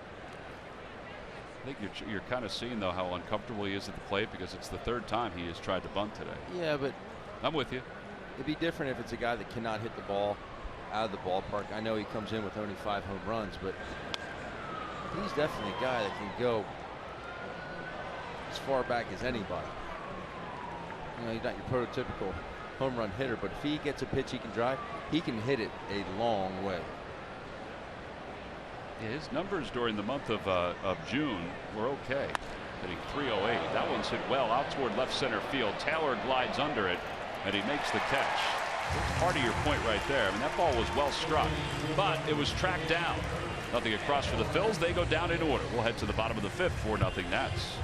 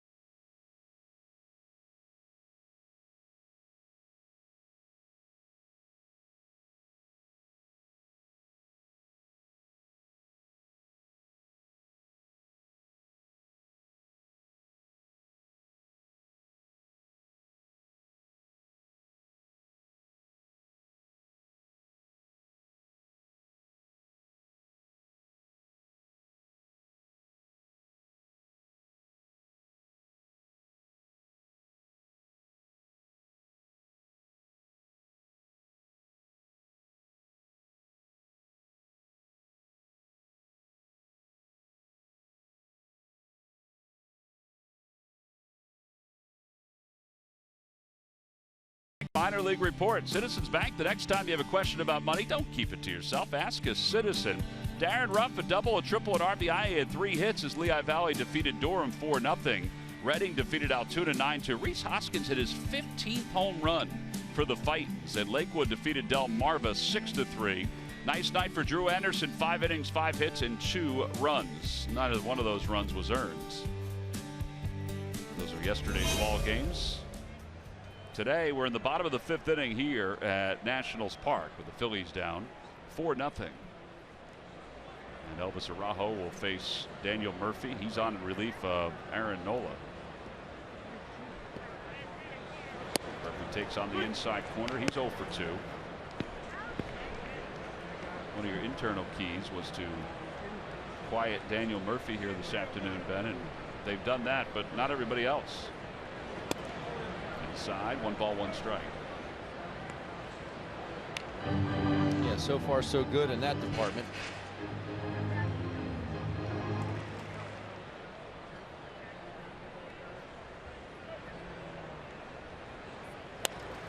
Softly into center field, a base hit. All right, well, he didn't hit the ball all that hard, but he does get the base hit into center. Time now for the Jeep Stump the Fans Trivia Quiz answer. All right, Ben, here we go. Whose record did Gio Gonzalez break for most innings by a Nationals left-handed pitcher? Did this said lefty pitch for the Phillies as well? He did pitch for the Fightin' Phils. Go with John Lannon. John Lannon is correct. From 2007 to 12, he not only pitched an opening day for the Nats, but he put together 783 2/3 innings. Jeez. So Ramos takes outside, 1-0.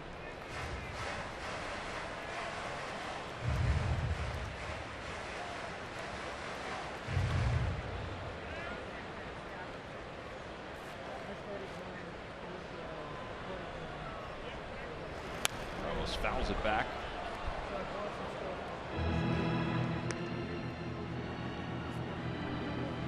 Ramos is 0 for 1. Struck out looking his last time up.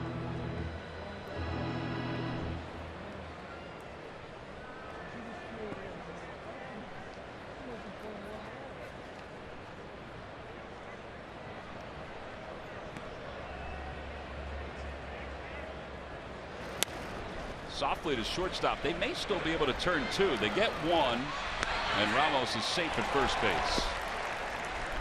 5-4 on the put out. A fielder's choice for Ramos. Nice changeup there by Elvis Araujo. Very nice changeup. We've predominantly seen him be fastball slider. Goes with a changeup here, gets it down and away. Ramos out in front, rolls it over to shortstop.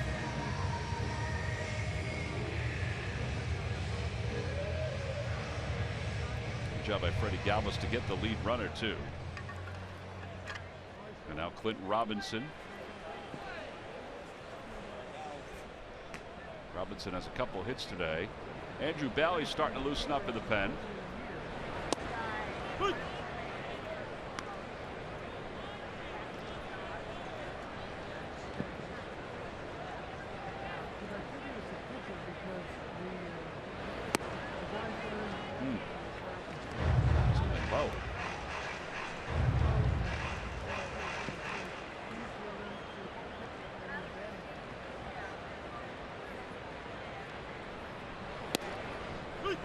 Two.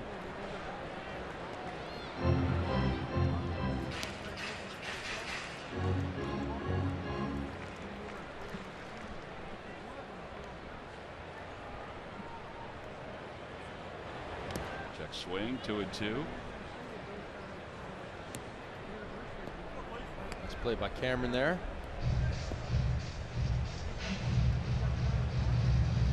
Robinson last year for the Nationals filled in nicely in the outfield for him. Also played a little first base, but last season played 126 games at .272, and he actually belted 10 home runs.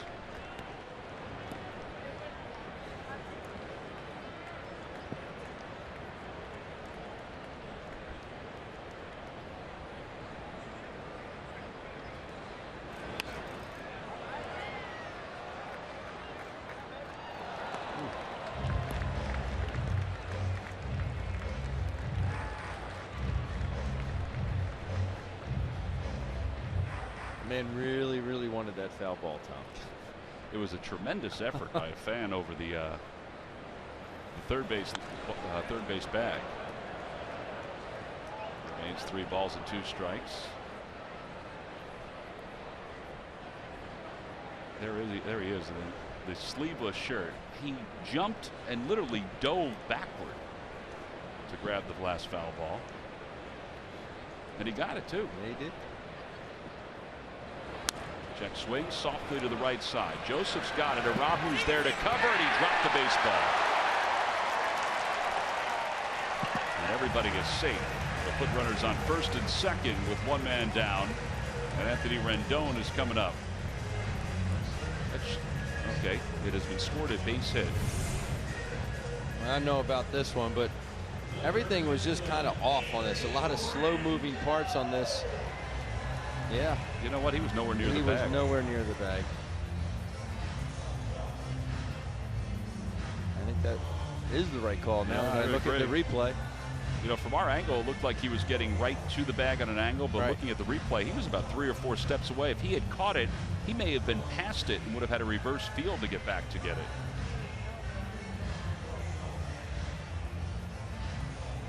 So the Nationals with runners on first and second. Anthony Rendon is due up. Andrew Bailey's warming up in the bullpen. Pete Buchanan's on the stairs. Tyler Goodell was going to get his glove, so they were waiting to do a double switch, and here we go. So it'll be a double switch.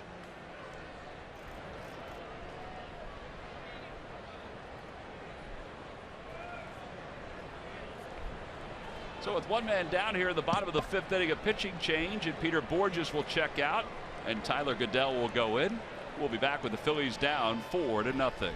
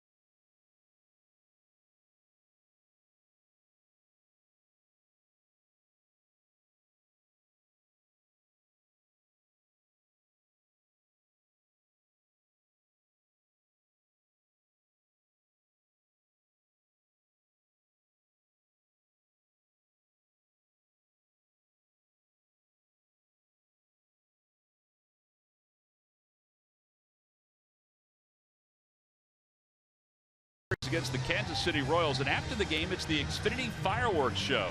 Also take place after Saturday, July 2nd's game. That's a 5:50 start. Tickets can be purchased by going to Phillies.com. These fireworks shows are some of the best you will see in the Philadelphia area, the Delaware Valley.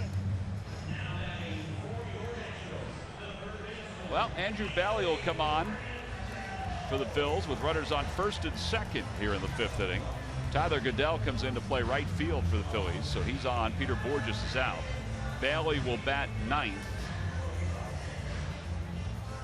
It's been a while since I've seen 2 double switches before the 5th inning ended.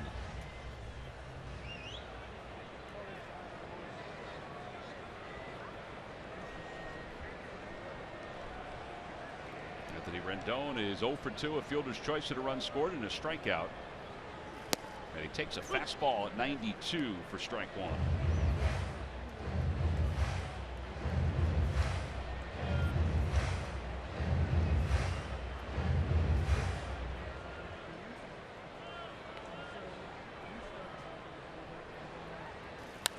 Fly ball foul over the Nationals dugout.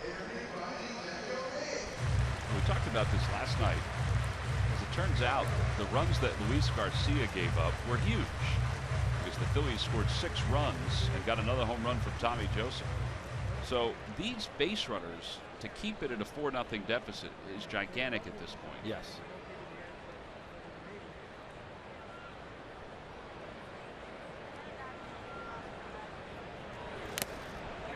Got a piece of Cameron Rupp.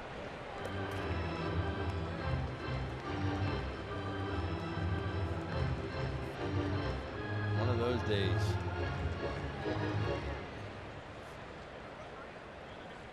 I still would rather take one off the face mask than to go down the shoulder. Well, either off the shoulder or the inside of your leg. The worst, I thought, when you go down and block a ball and it hits your wrist. That bone that sticks out right there on your wrist. Oh. Or even underneath the glove on that little bump in your thumb. Yeah. 0-2 pitch. Down the right field line, out of play.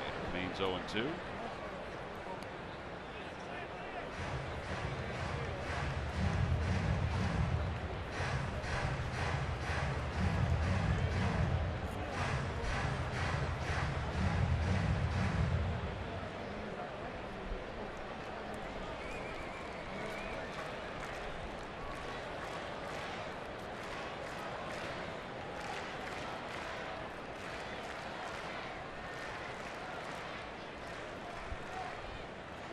Curveball hit sharply over the third base bag down the left field line. 1 run will score as Ramos rumbles home. They're going to wave Robinson home. The throw by Cody Ashley all the way to the plate, not in time. Going to third is Rendon. It'll be a 2-run double, and it's 6-0 Nationals.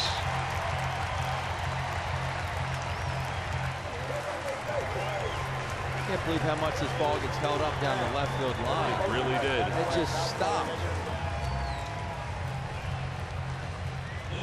Cody Ashley coming in here needs to make sure that he hits the cutoff man. You see this ball go right over the bag. Fair ball, and hits the padding down there and just comes to a dead stop. Cody has a long way to go, but this is where he needs to make sure that he hits Maikel Franco so Rendon doesn't end up at third base. Talked about how important those runs are. And now the Phillies have to play the infield in with Stephen Drew at the plate. Rendon with 22 RBIs now. He's over at third. Fastball, and it's 0-1. They do give him a double. He goes to third on the throw.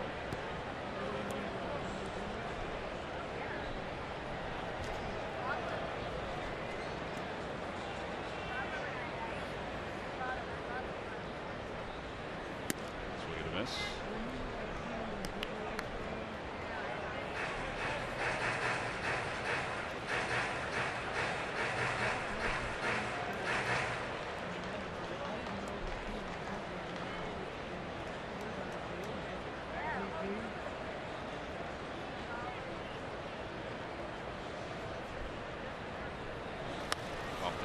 Out of play.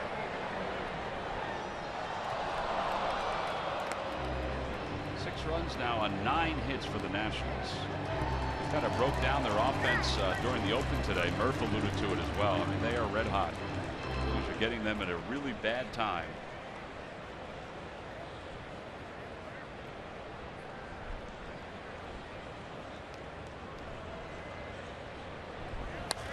Fly ball, shallow. Right field. Goodell is under it. Rendon is tagging. Goodell makes the catch. Rendon's coming home. The throw to the plate is offline. It'll be a sac fly. 7-0 Nationals. We're jumping out to a bigger lead. Kind of gives you an advantage offensively in the fact that you can take chances like this. Right. When balls aren't hit that deep, you know, you can really do it. Look like Tyler kind of get that ball stuck a little bit. I mean, it's really not that. He needs to come through that baseball. He kind of caught that flat-footed. He needs to come through that baseball, have a little bit more momentum. A little bit more momentum going towards home plate. It might actually give you a better angle to get the throw to the plate, too. And it'll get you more carry on the ball as well. Roark takes low. 7-0 Nationals on top.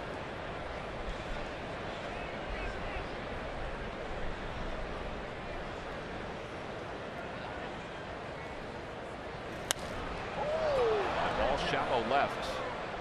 And Cody Ashley is over and under it, and the inning is. But the Nationals scored 3 more runs. They get a couple hits. We'll head to the 6th inning. It's 7-zip Washington on top.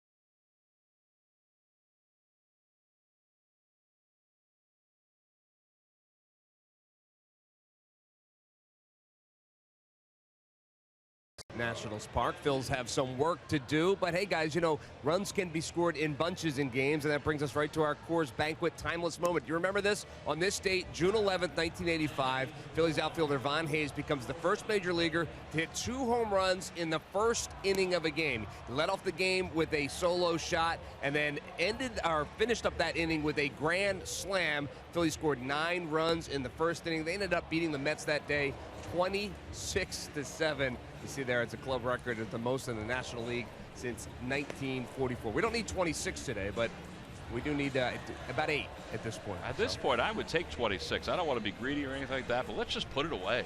Well, I'll take 26. Tanner Roark, who made the last out, will face Freddie Galvis, Michael Franco, Tommy Joseph. Here at the top of the 6th inning.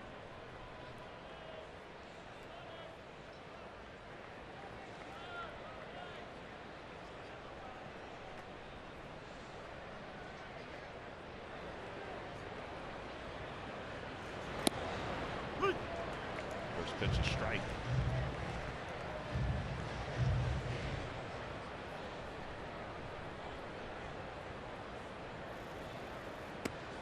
Oh, 2 to Freddie Galvis. Galvis has fly to center and fly to left field so far.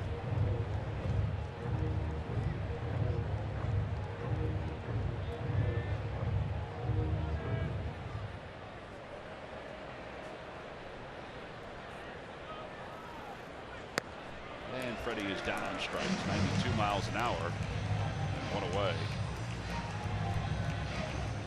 I can't say that this guy has not been on top of his game today, Tanner Roark, because he is just setting the Phillies down now. And he's climbing the ladder very effectively. Just gets it up there high enough where it looks good, but you just can't catch up to it.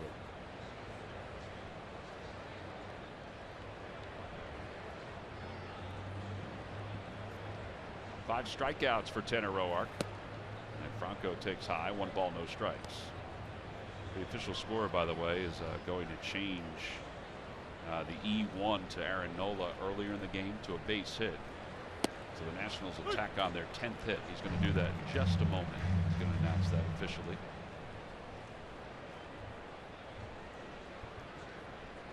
One pitch to Franco. Breaking ball. It's 1-2. Franco has 2 hits today. He has 2 of the 4 for the Phils.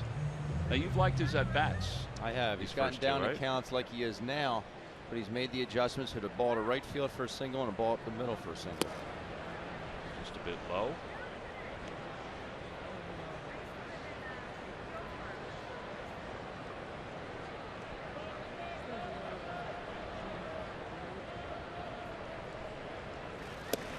On the outside corner. And Franco's down looking. 2 outs. Back-to-back strikeouts, one on Galvis and this one looking.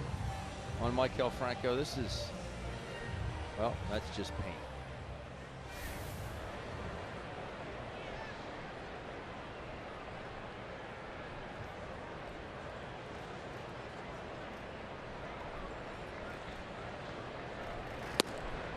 Tommy Joseph takes a strike. Joseph lined into a double play his last time up.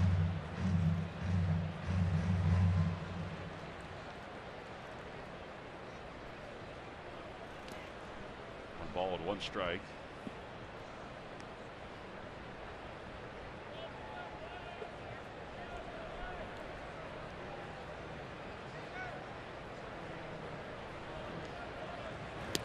Outside.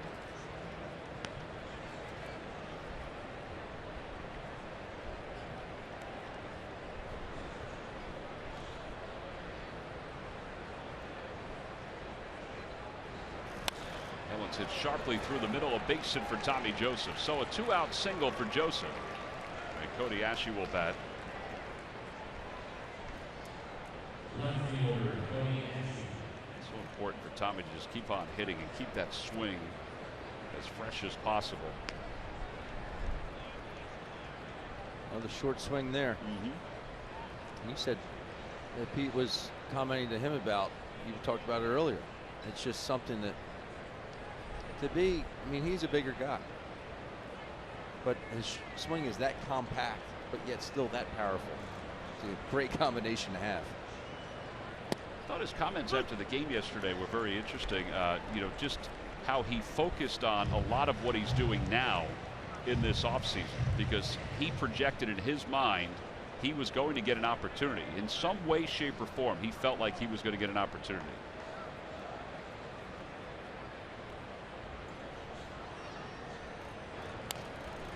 Oh, and 2 to Cody Ashe.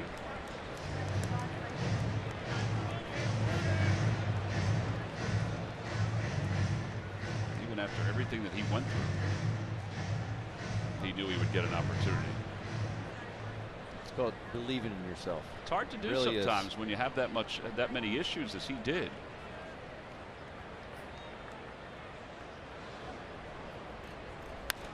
Fly ball right field. Bryce Harper started in. Now he goes back, shading his eyes from the sun. He waits and makes the catch. The Phillies retired here in the 6th inning. No runs, 1 hit, and 1 man left. 6 solid innings for Roark. Only 5 hits for the Phils.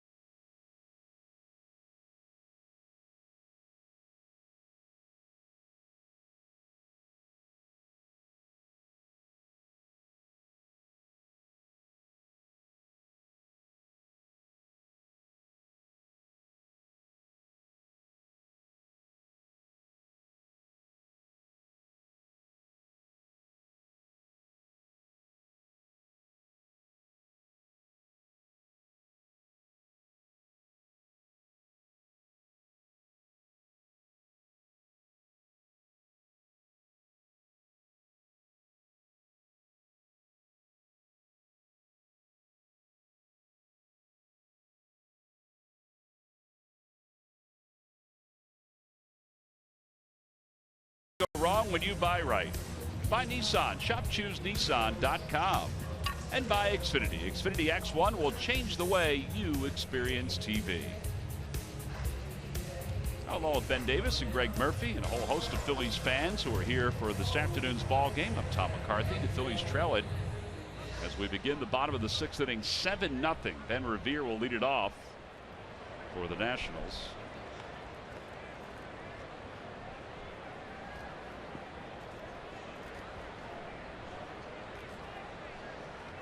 7 runs on 10 hits. Andrew Bailey delivers a strike.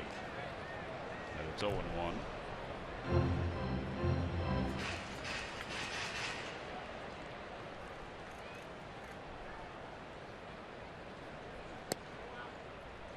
One ball and 1 strike. Awfully close pitch.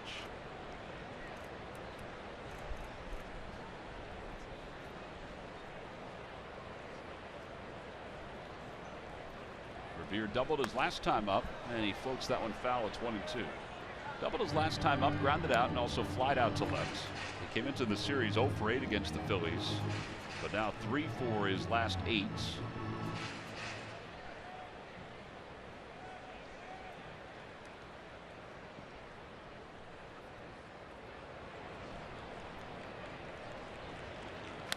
And he loops that one out towards second, caught out of the air by Andres Blanco. 1 out here in the bottom of the 6th. Every time the Phillies pitchers retire, the opposition 1-2-3, which Andrew Bailey is on the right foot to do. Comcast will make a contribution to Phillies charities. Phillies baseball is brought to you by Xfinity. Xfinity X1 will change the way you experience TV.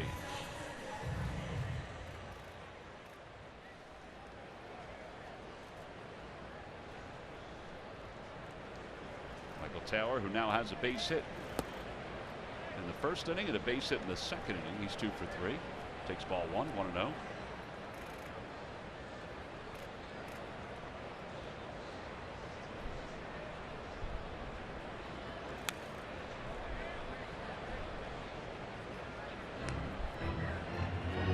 That's going to make your day go a whole lot better if you're Michael Taylor. I don't mind that scoring change either. It was a tough play for Aaron Nola. I thought it was going to be scored a hit right away. I mean, a throw that was down. Throw was high. Pulled Tommy Joseph off the bag. Throw that was down. It would have been close because of Taylor's speed. I didn't mind that they scored it at E1. I think a lot had to do with the fact that nobody scored that inning. Take a look here on this ball. Michael Taylor in the first inning. Aaron has to rush his throw, but good throw. I think it's going to be bang bang, but it's a hard play with a fast run. 1-2 pitch on the outside corner. Strike 3 call. So 2 quick outs for Andrew Bailey to begin the 6th inning.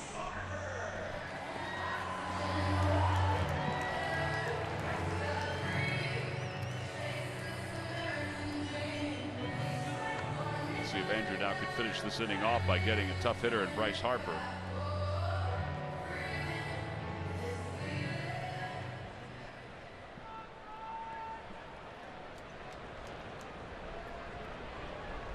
Two walks already. That's why we were talking about before how his on-base percentage is just staggeringly high for somebody who's hitting only .257. His on-base percentage is up over 400. It's at .413. Inside 2-0.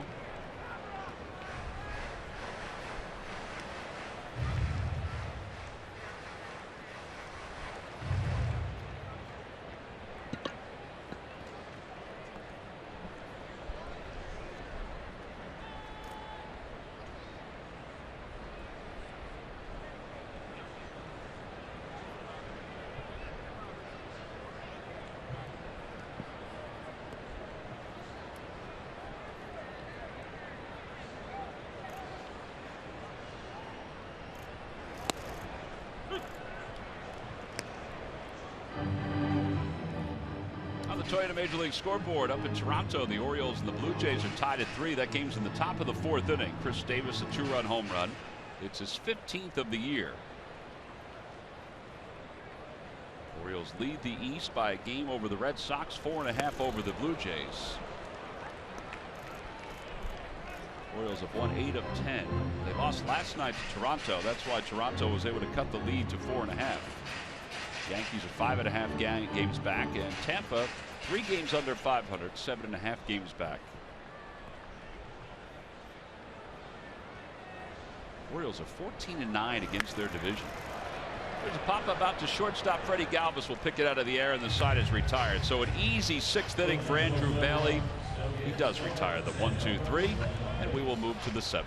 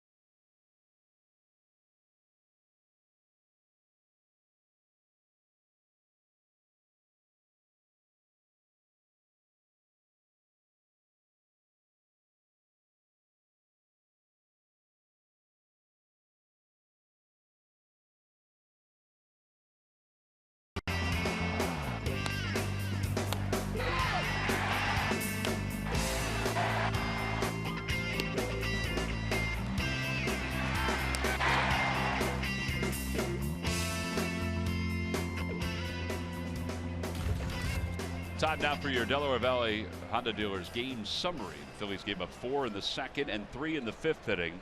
They trail at 7-0. But part of the storyline is in the second inning, the Phillies had second and third and nobody out, and they did not score. Aaron Nola lasted just 3 2/3. He allowed 7 hits and 4 earned runs. Bottom of the Nationals order has actually been red hot. So it's 7-0 as we go to the top of the 7th. And Cameron Rupp will lead it off.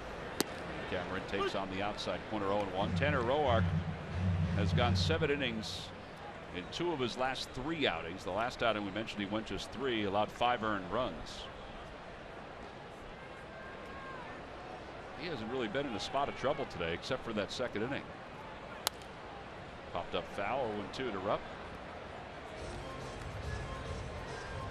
Now, does it look like Bryce Harper's playing shallow to you right now? I know you said this is a bit bigger. Yes, outfield. I think he's playing shallow for, now you have a guy, this ballpark. You have a guy at home plate that's hit the ball over your head twice. I don't know. It just seems awful shallow to me. Ball and 2 strikes. And I think if you compare him to Taylor and even to Ben Revere, now they're on the pull side, yes, but he even looks more shallow. Yeah. Shallower. Strike 3 called at the knee. Rupp goes down looking. 7 strikeouts for Tanner Roark. And 1 away. Rob Ellis talks to Tommy Joseph about his struggle with concussions and how he overcame them. Plus, we take a look at the Phils' #1 overall draft pick, Mickey Moniak. The all-new Phillies clubhouse, Monday night at 11, right here on CSN.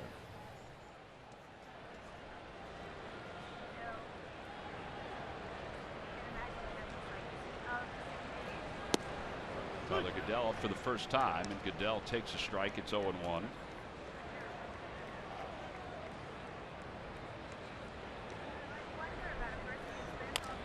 Tyler hits it foul, 0-2. Tyler hitting .240 on the year.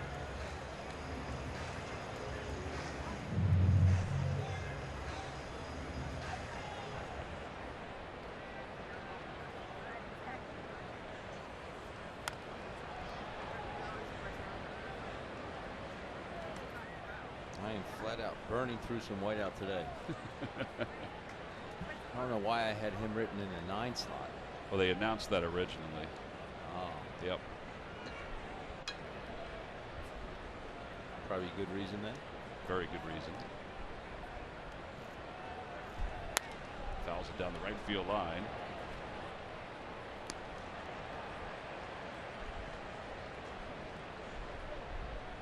Well, his innings, his pitches per inning, the second was his problem, but he got out of it, and he hasn't looked back since that 25-pitch second inning. So the doorstep of 100 pitches with 1 out here in the 7th. Grounded foul past the third base bag. That wasn't a very good curveball there, but for a guy that throws as many sinkers and fastballs as Roark does, I've been impressed with his curveball today, with his breaking ball. He's bounced it when he's needed to bounce it.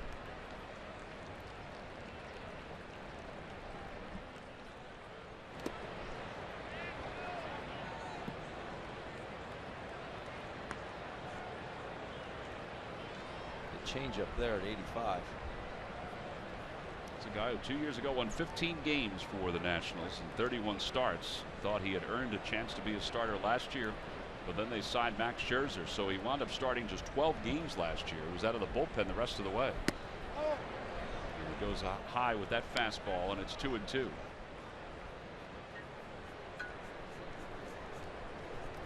Dusty Baker is known to let his starters go. Now this is only the 100th pitch for Roark. So he's in pretty good shape. Daniel Murphy can't flag that one down, and Goodell is aboard. And it has been scored a base hit. And it'll bring Andres Blanco up for the 2nd time. Just the 6th hit for the Phillies.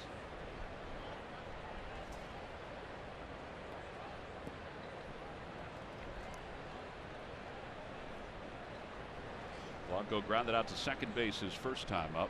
Sammy Solis starting to stretch out there in the bullpen. Looks like they'll get him up, one of the 3 lefties out of the pen for the Nationals.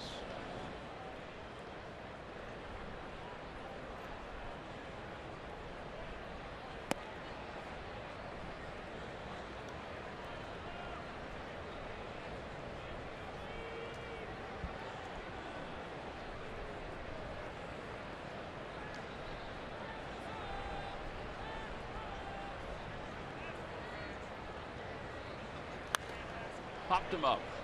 Murphy will get another chance. He says he can't see it. He's pointing, and now he says he has it. He didn't see that right away, but he's able to recover and make the grab, so there are 2 outs. It was up there, that's for sure.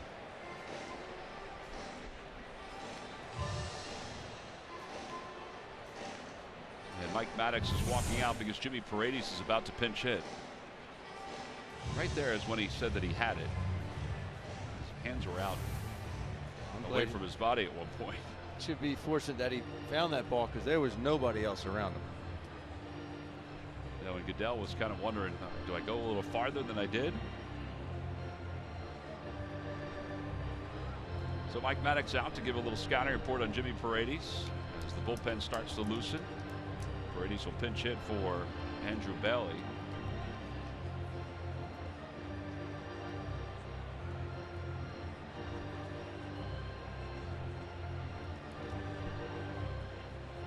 Paredes pinch hit in last night's game and was retired.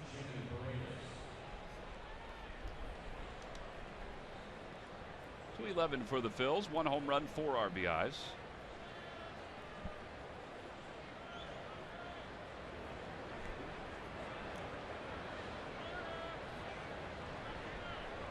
Curveball.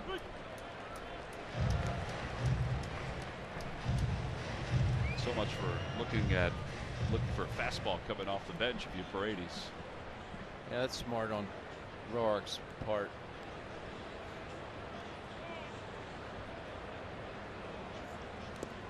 The dirt gets away from Ramos, and up to second base goes Tyler Goodell.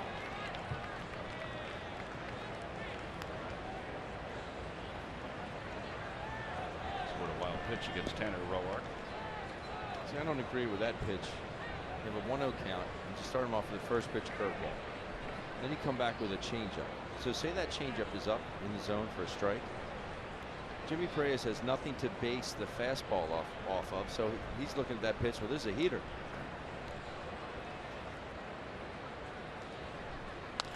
Over to first base. Robinson's got it. Roark's covering. 3-1 on the putout. And the Phillies are retired here in the 7th inning. No runs, 1 hit, and 1 man left. Roark's day is probably done. He's up 7-0 as we stretch.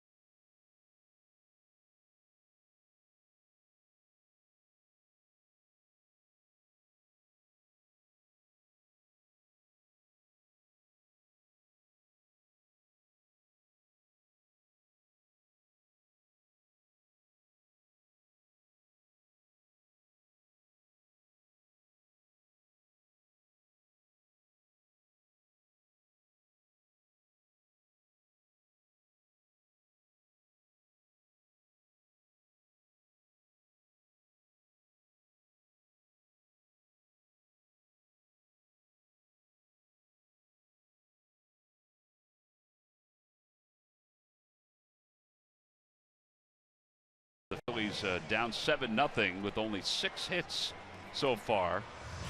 Time now for a Hyundai defensive play of the game. Well, this was a fantastic play by Anthony Rendon. It was off Peter Borges. We know how Peter can run. It's full extension on Rendon's part. Gets to his feet very, very quickly. Uses the webbing of that glove and fires a strike across the diamond. And that is your Hyundai defensive play of the game, brought to you by your local Hyundai dealers. I think that was the most impressive thing, was just how fast he got to his feet on that. Well, if you're a Nationals fan, you're comfortably on top here. David Hernandez comes in. You've got 37 wins If you win today, it's number 38. You would be 14 games over the 500 mark. Lead's only 2.5 in the division. Mets will play the Brewers later on. So Hernandez will face Daniel Murphy to start it off. Murphy today is 1 for 3. Grounds it foul toward his dugout. And it's no balls and 1 strike. We have a Saturday day game here. Do you know the Mets don't have one Saturday day game all season? Which is strange because they used to have them. Now today they're playing at 4:10. You're talking like a 1 o'clock game? Yeah. All of their home games that were not in the national TV window used to be day games. Fly ball to 7 o'clock. I don't consider 4 o'clock a day game. You do not? No, because it gets into the night. Baseball wise, it is considered a day game, but I know what you're saying. Not Ben Davis was. I'd rather follow that.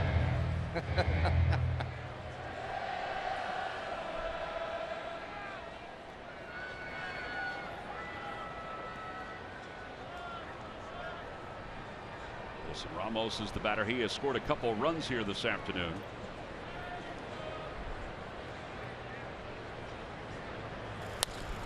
Swings at the first pitch, pops it up. Andres Blanco out at second. I don't know if he sees it. Now he does. It'll make the grab over the shoulder with Goodell beating down on him. Well, we just saw Daniel Murphy have some issues with that sun. Andres feeling the same way.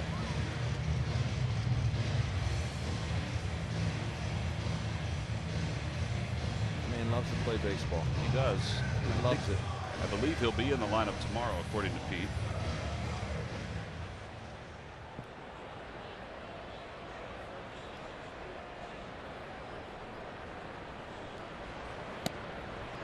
Robinson takes a strike. It's 0-1.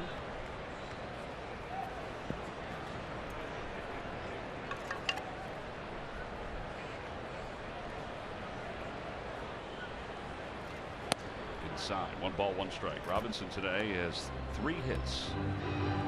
Has raised his average from 193 to 233. His last hit was an infield single. Ground ball over the mound. Freddie Galvis near the second base bag, and an easy inning for David Hernandez. Just 6 pitches to get through the 7th. We have completed 7 here at DC. On to the 8th. 7-0 Nationals.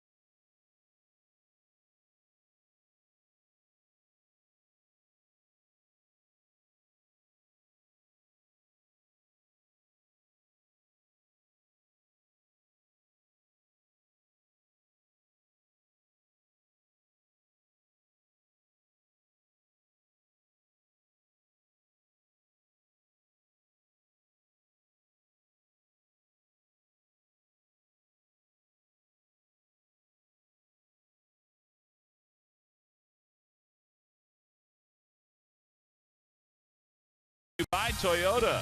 For great summer deals, visit your local Toyota dealer or buy at Toyota.com. Toyota, let's go places. Buy McDonald's. Jumpstart your morning with a hot or iced McCafe coffee. Now starting at just $1. And buy your local Ford stores. Top of the 8th inning, Phillies trail at 7-0. And the new pitcher for the Nationals is left-hander Sammy Solis. There's the 76 jersey. So Solis takes over for Tanner Roark, who went 7 innings, allowed 6 hits, no runs, 1 walk, 7 strikeouts. He hit 1 batter. And Solis, a 1.59 ERA.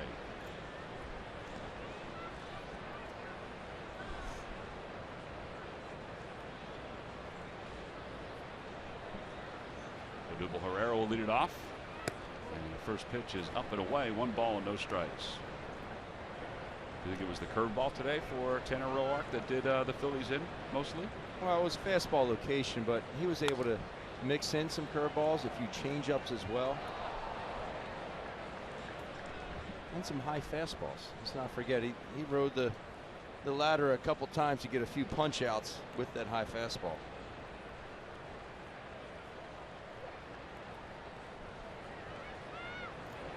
Swing and a miss.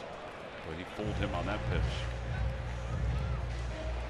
I have to say, this is one of the first times in a while that this Phillies ball club has come out with very little energy and really an odd approach to the ball game itself.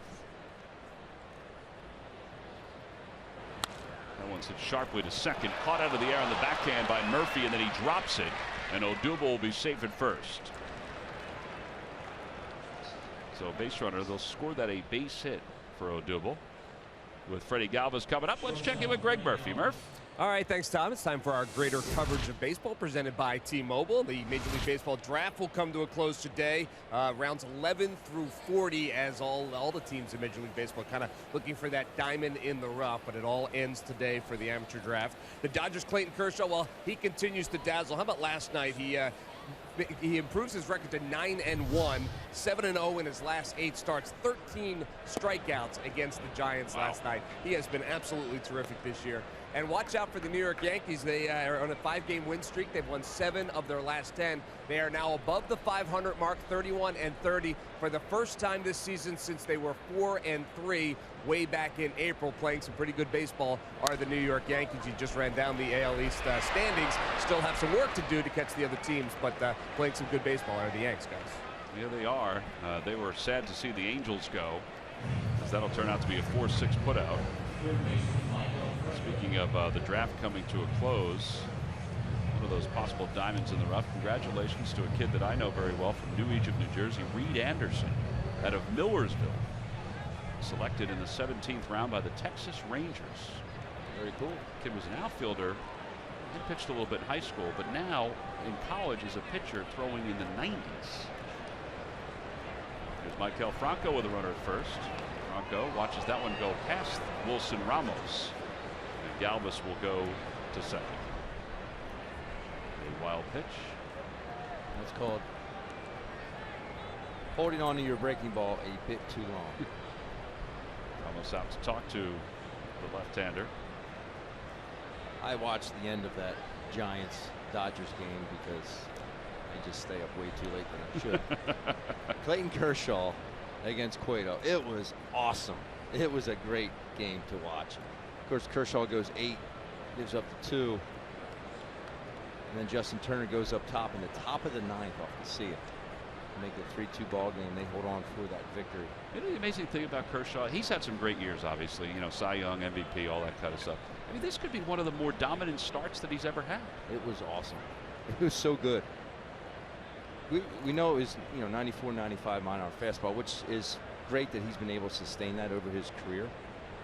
But this slider that he's come up with, it's just a good pitch. Well, and without knowing too much about it, without seeing every single one of his games, and I know you watched last, does he throw the slider more than the curveball now? I would say he does, yes. 2-0 to Franco with a runner at second base, 1 man down. Inside, 3-0.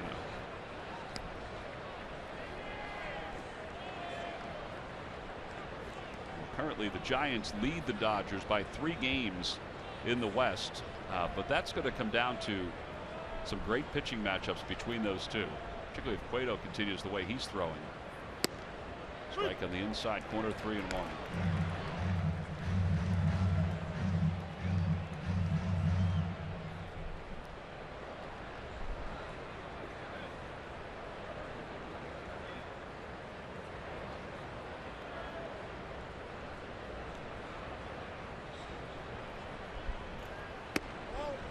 called for. So Franco's aboard with 1 out.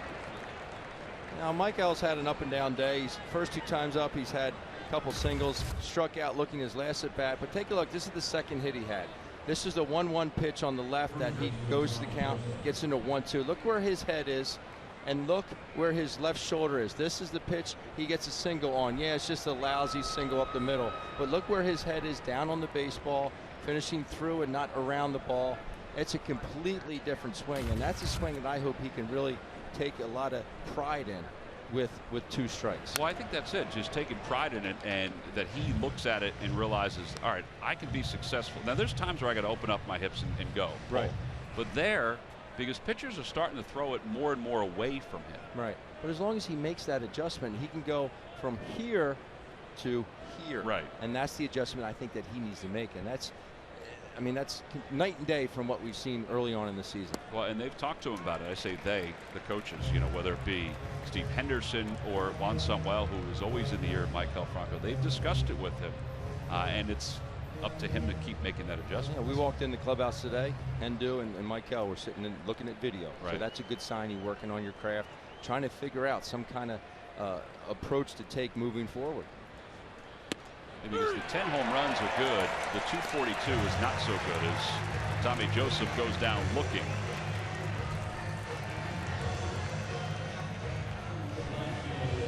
That's the second out of the inning.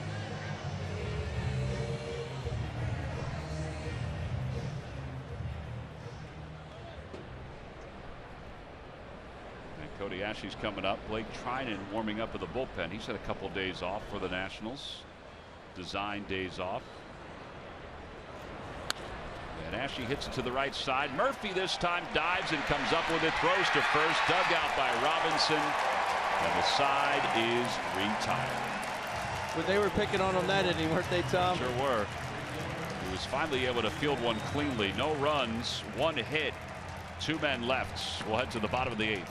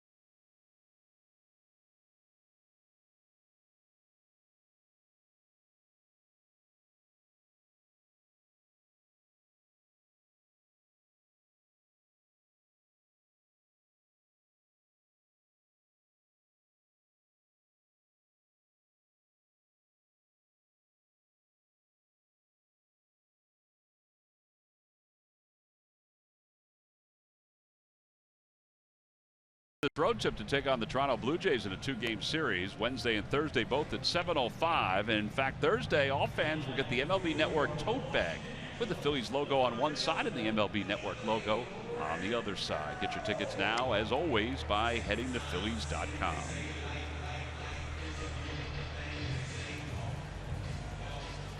Hard to find shade on days like this. Unless you bring it yourself.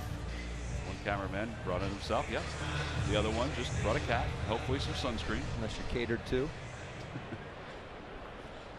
That was our catering fella down there. Is he all right? He's got his sunglasses on. He just peeked out, gave you the evil eye.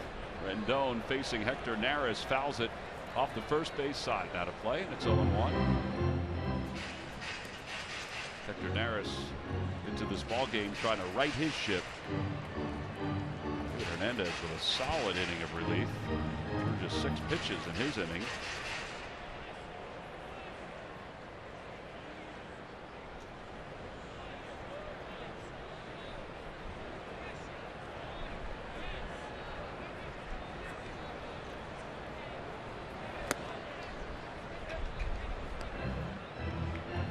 Rendon has scored 2 runs today. He's driven in 2 runs today. He's 1 for 2.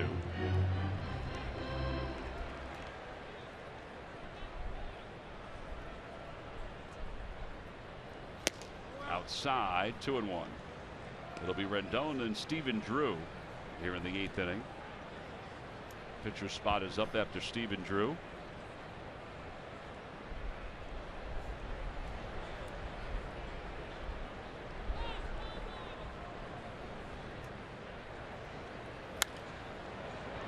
Play off the right side. You don't like to get in ball games like this, obviously. But if there's a situation for a certain someone to work on something, and I'm not just pointing out Hector, but he's had a little bit of command with the fastball. You see 4 fastballs in a row there. So maybe this is something he's trying to iron out. This is the situation. Obviously, you don't want to give up any more runs. But this is a situation where you can work on that. You're afforded that ability to do that. And you see 5 in a row. Yep, he gets Rendon looking. That one a little less at 92 miles an hour, which is fine. And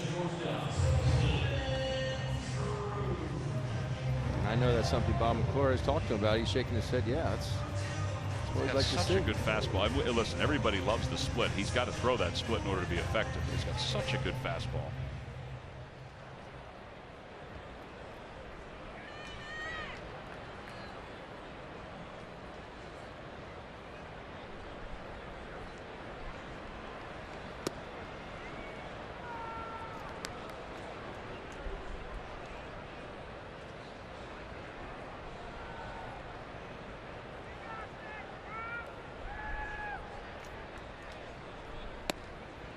Takes a strike. 1 ball, 1 strike.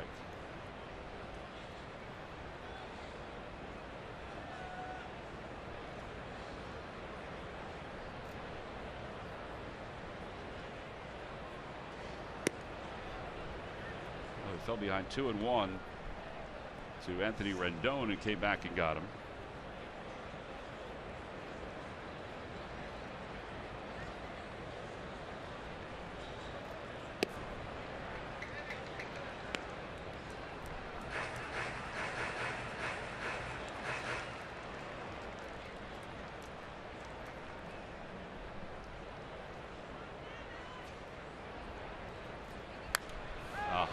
Fly ball deep down the right field line, hooking toward foul territory, and it is a foul ball, just foul.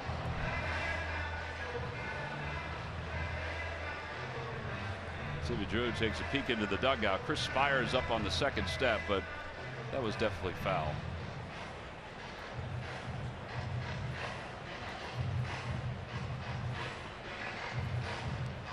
Not your typical hitter where you think would have a 500 slugging percentage. 7 of his 15 hits have been for extra bases. Definitely had the distance. Yeah, today's hit was a single to right field. He has 2 RBIs here today. So he has 4 RBIs in the series. Inside and ball 4. So he draws a walk. And Chris Heisey will come up as a pinch hitter.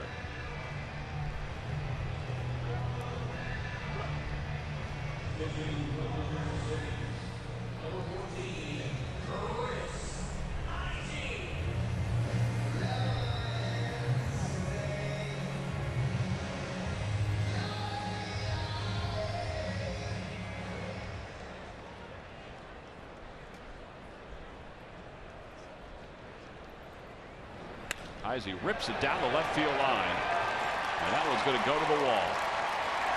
Drew is on his way to 3rd. He's being waved home. The throw is over the head of Galvis. Franco's throw to the plate is in time, and Drew is out at home plate. I don't know why Bob Henley, the 3rd base coach, would send him. It is a double The putout goes 7-5-2 at home plate. Yeah, there's knowing the situation and knowing when's a good time to send someone. Cody actually missed the cutoff man. They still got him easily at home plate. See him dig it out of the corner here and misses him and throws it right to Franco, and I mean, that's not even close at home plate. I mean, it's well over Freddie's head. Thankfully, Michael was there and slide into a brick wall.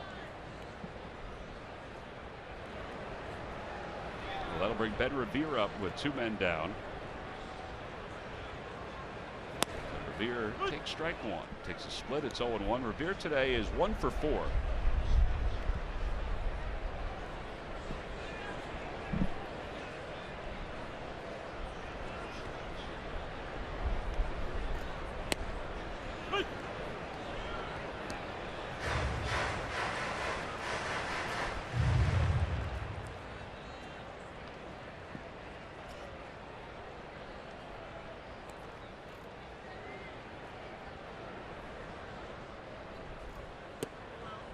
Outside 1-2. He's thrown 3 straight splits now to Ben Revere. It's 1 ball and 2 strikes.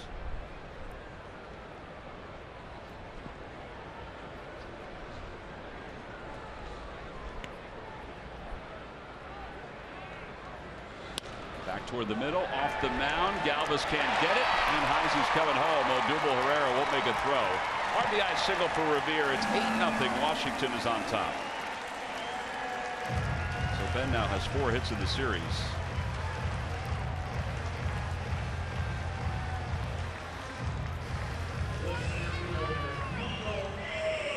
As we said, he's going to get his hits. Yep. And that average is not going to sit down there for long. He's just a guy that puts the ball in play, has good wheels.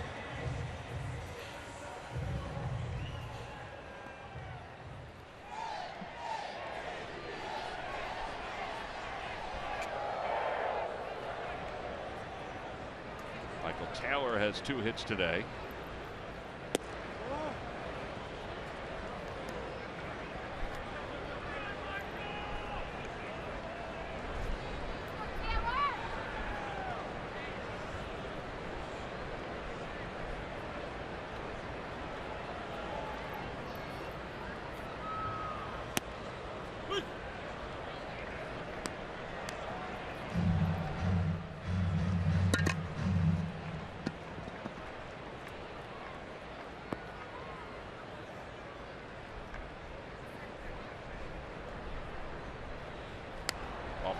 Back to the screen, 1-2. Swing now.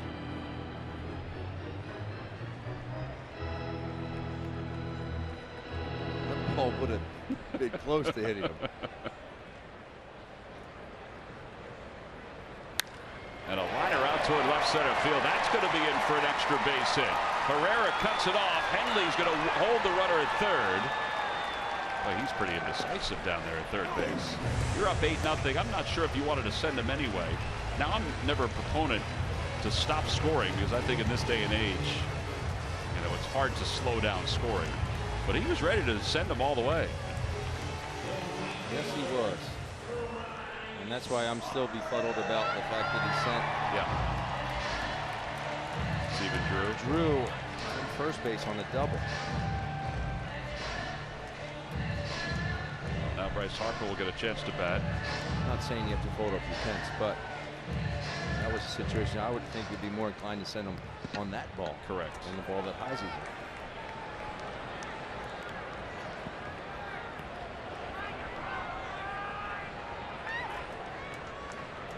Bryce Harper today has an RBI single. He's also walked, struck out looking, popped out to Shuey. Fastball that's delivered high. It's 1-0.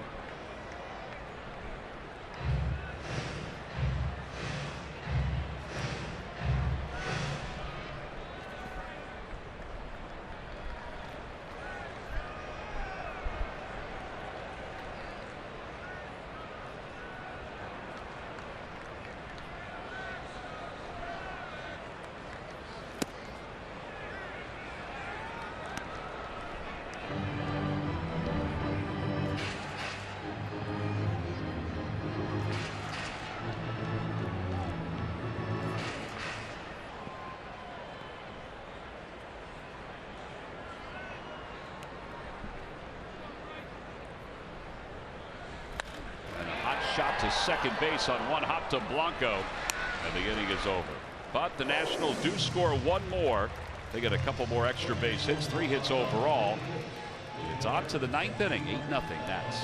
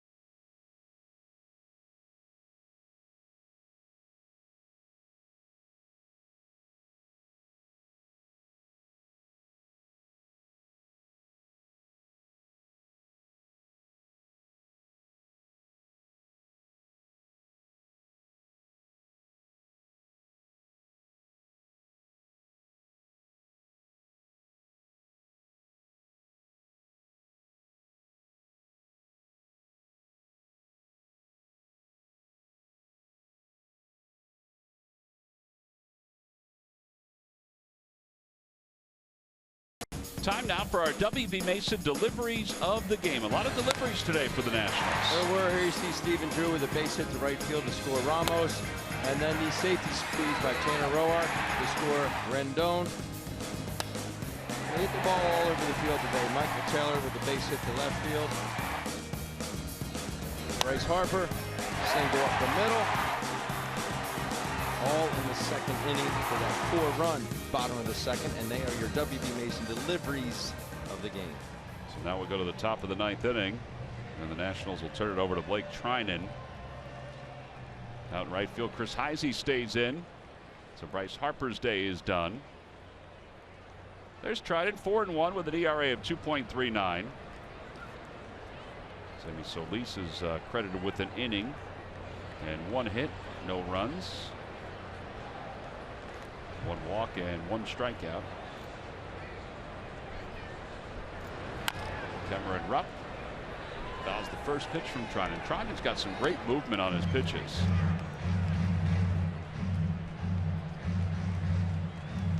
And it's hard. Everything's hard.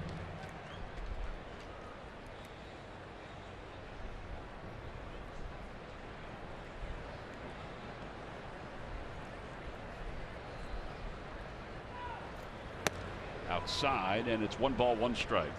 Rupp today has doubled. He's also grounded into a double play and struck out looking. On the Toyota Major League scoreboard, Jackie Bradley Jr., a 3-run home run. The Red Sox lead the Twins 4-0. That game's in the top of the 3rd. Swing and a miss, 1-2. There's that movement you were talking about.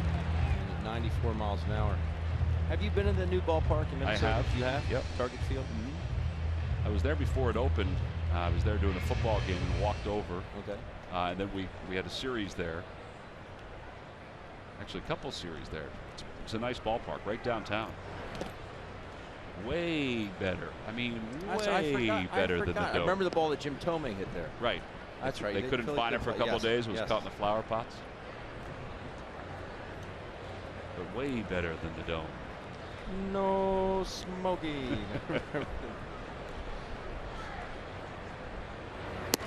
On the outside corner, Rupp is down looking. That's the kind of day the Phillies have had. Cameron's been struck out twice looking this afternoon.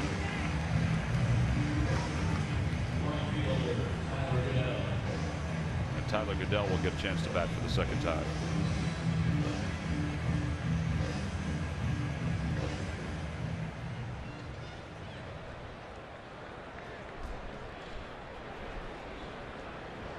Goodell had a single his only time up today. His average up to 246. He takes strike 1, 0-1. Tomorrow, Adam Morgan will look to bounce back. He'll be on the hill for the Phils. It's not an easy matchup for the Phillies. There's Joe Ross, the young right-handers on the hill for the Nats. To the box. And Trinan will take care of Tyler Goodell. 1-3 on the putout. And the Phillies are down to their final out.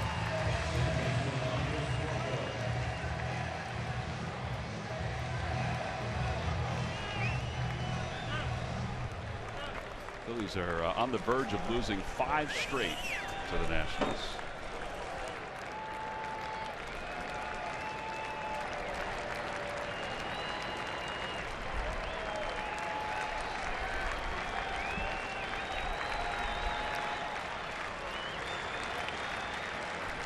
Padres Blanco. And he takes outside. It's 1 ball and no strikes.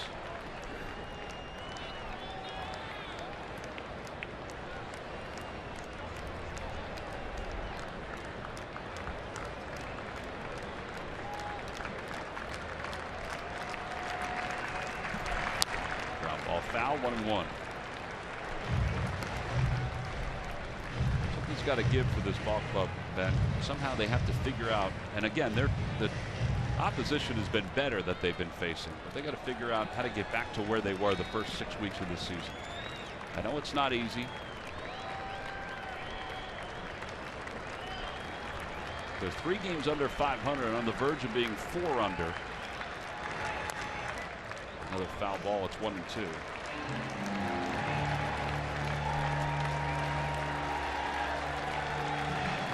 5-13 over the last 18 games. This is what people thought the Phillies would be, not the first 6 weeks. And Pete was saying yesterday, he goes, I want to go back to the first 6 weeks. That's, that's when we were rolling. 7 over 500. 1-2 pitch, swung on and missed, and the ball game is over. The Nationals have shut out the Phillies today by a final score of 8-0. Tanner Roark was crisp this afternoon. He pitched 7 scoreless innings. Phillies offense, though, not crisp at all. They were only able to muster 1 single after another. And our Chevrolet player of the game is the Nationals right-hander Tanner Roark. Had a good assortment of pitches today. Mostly used that fastball. Rode it up sometimes. Able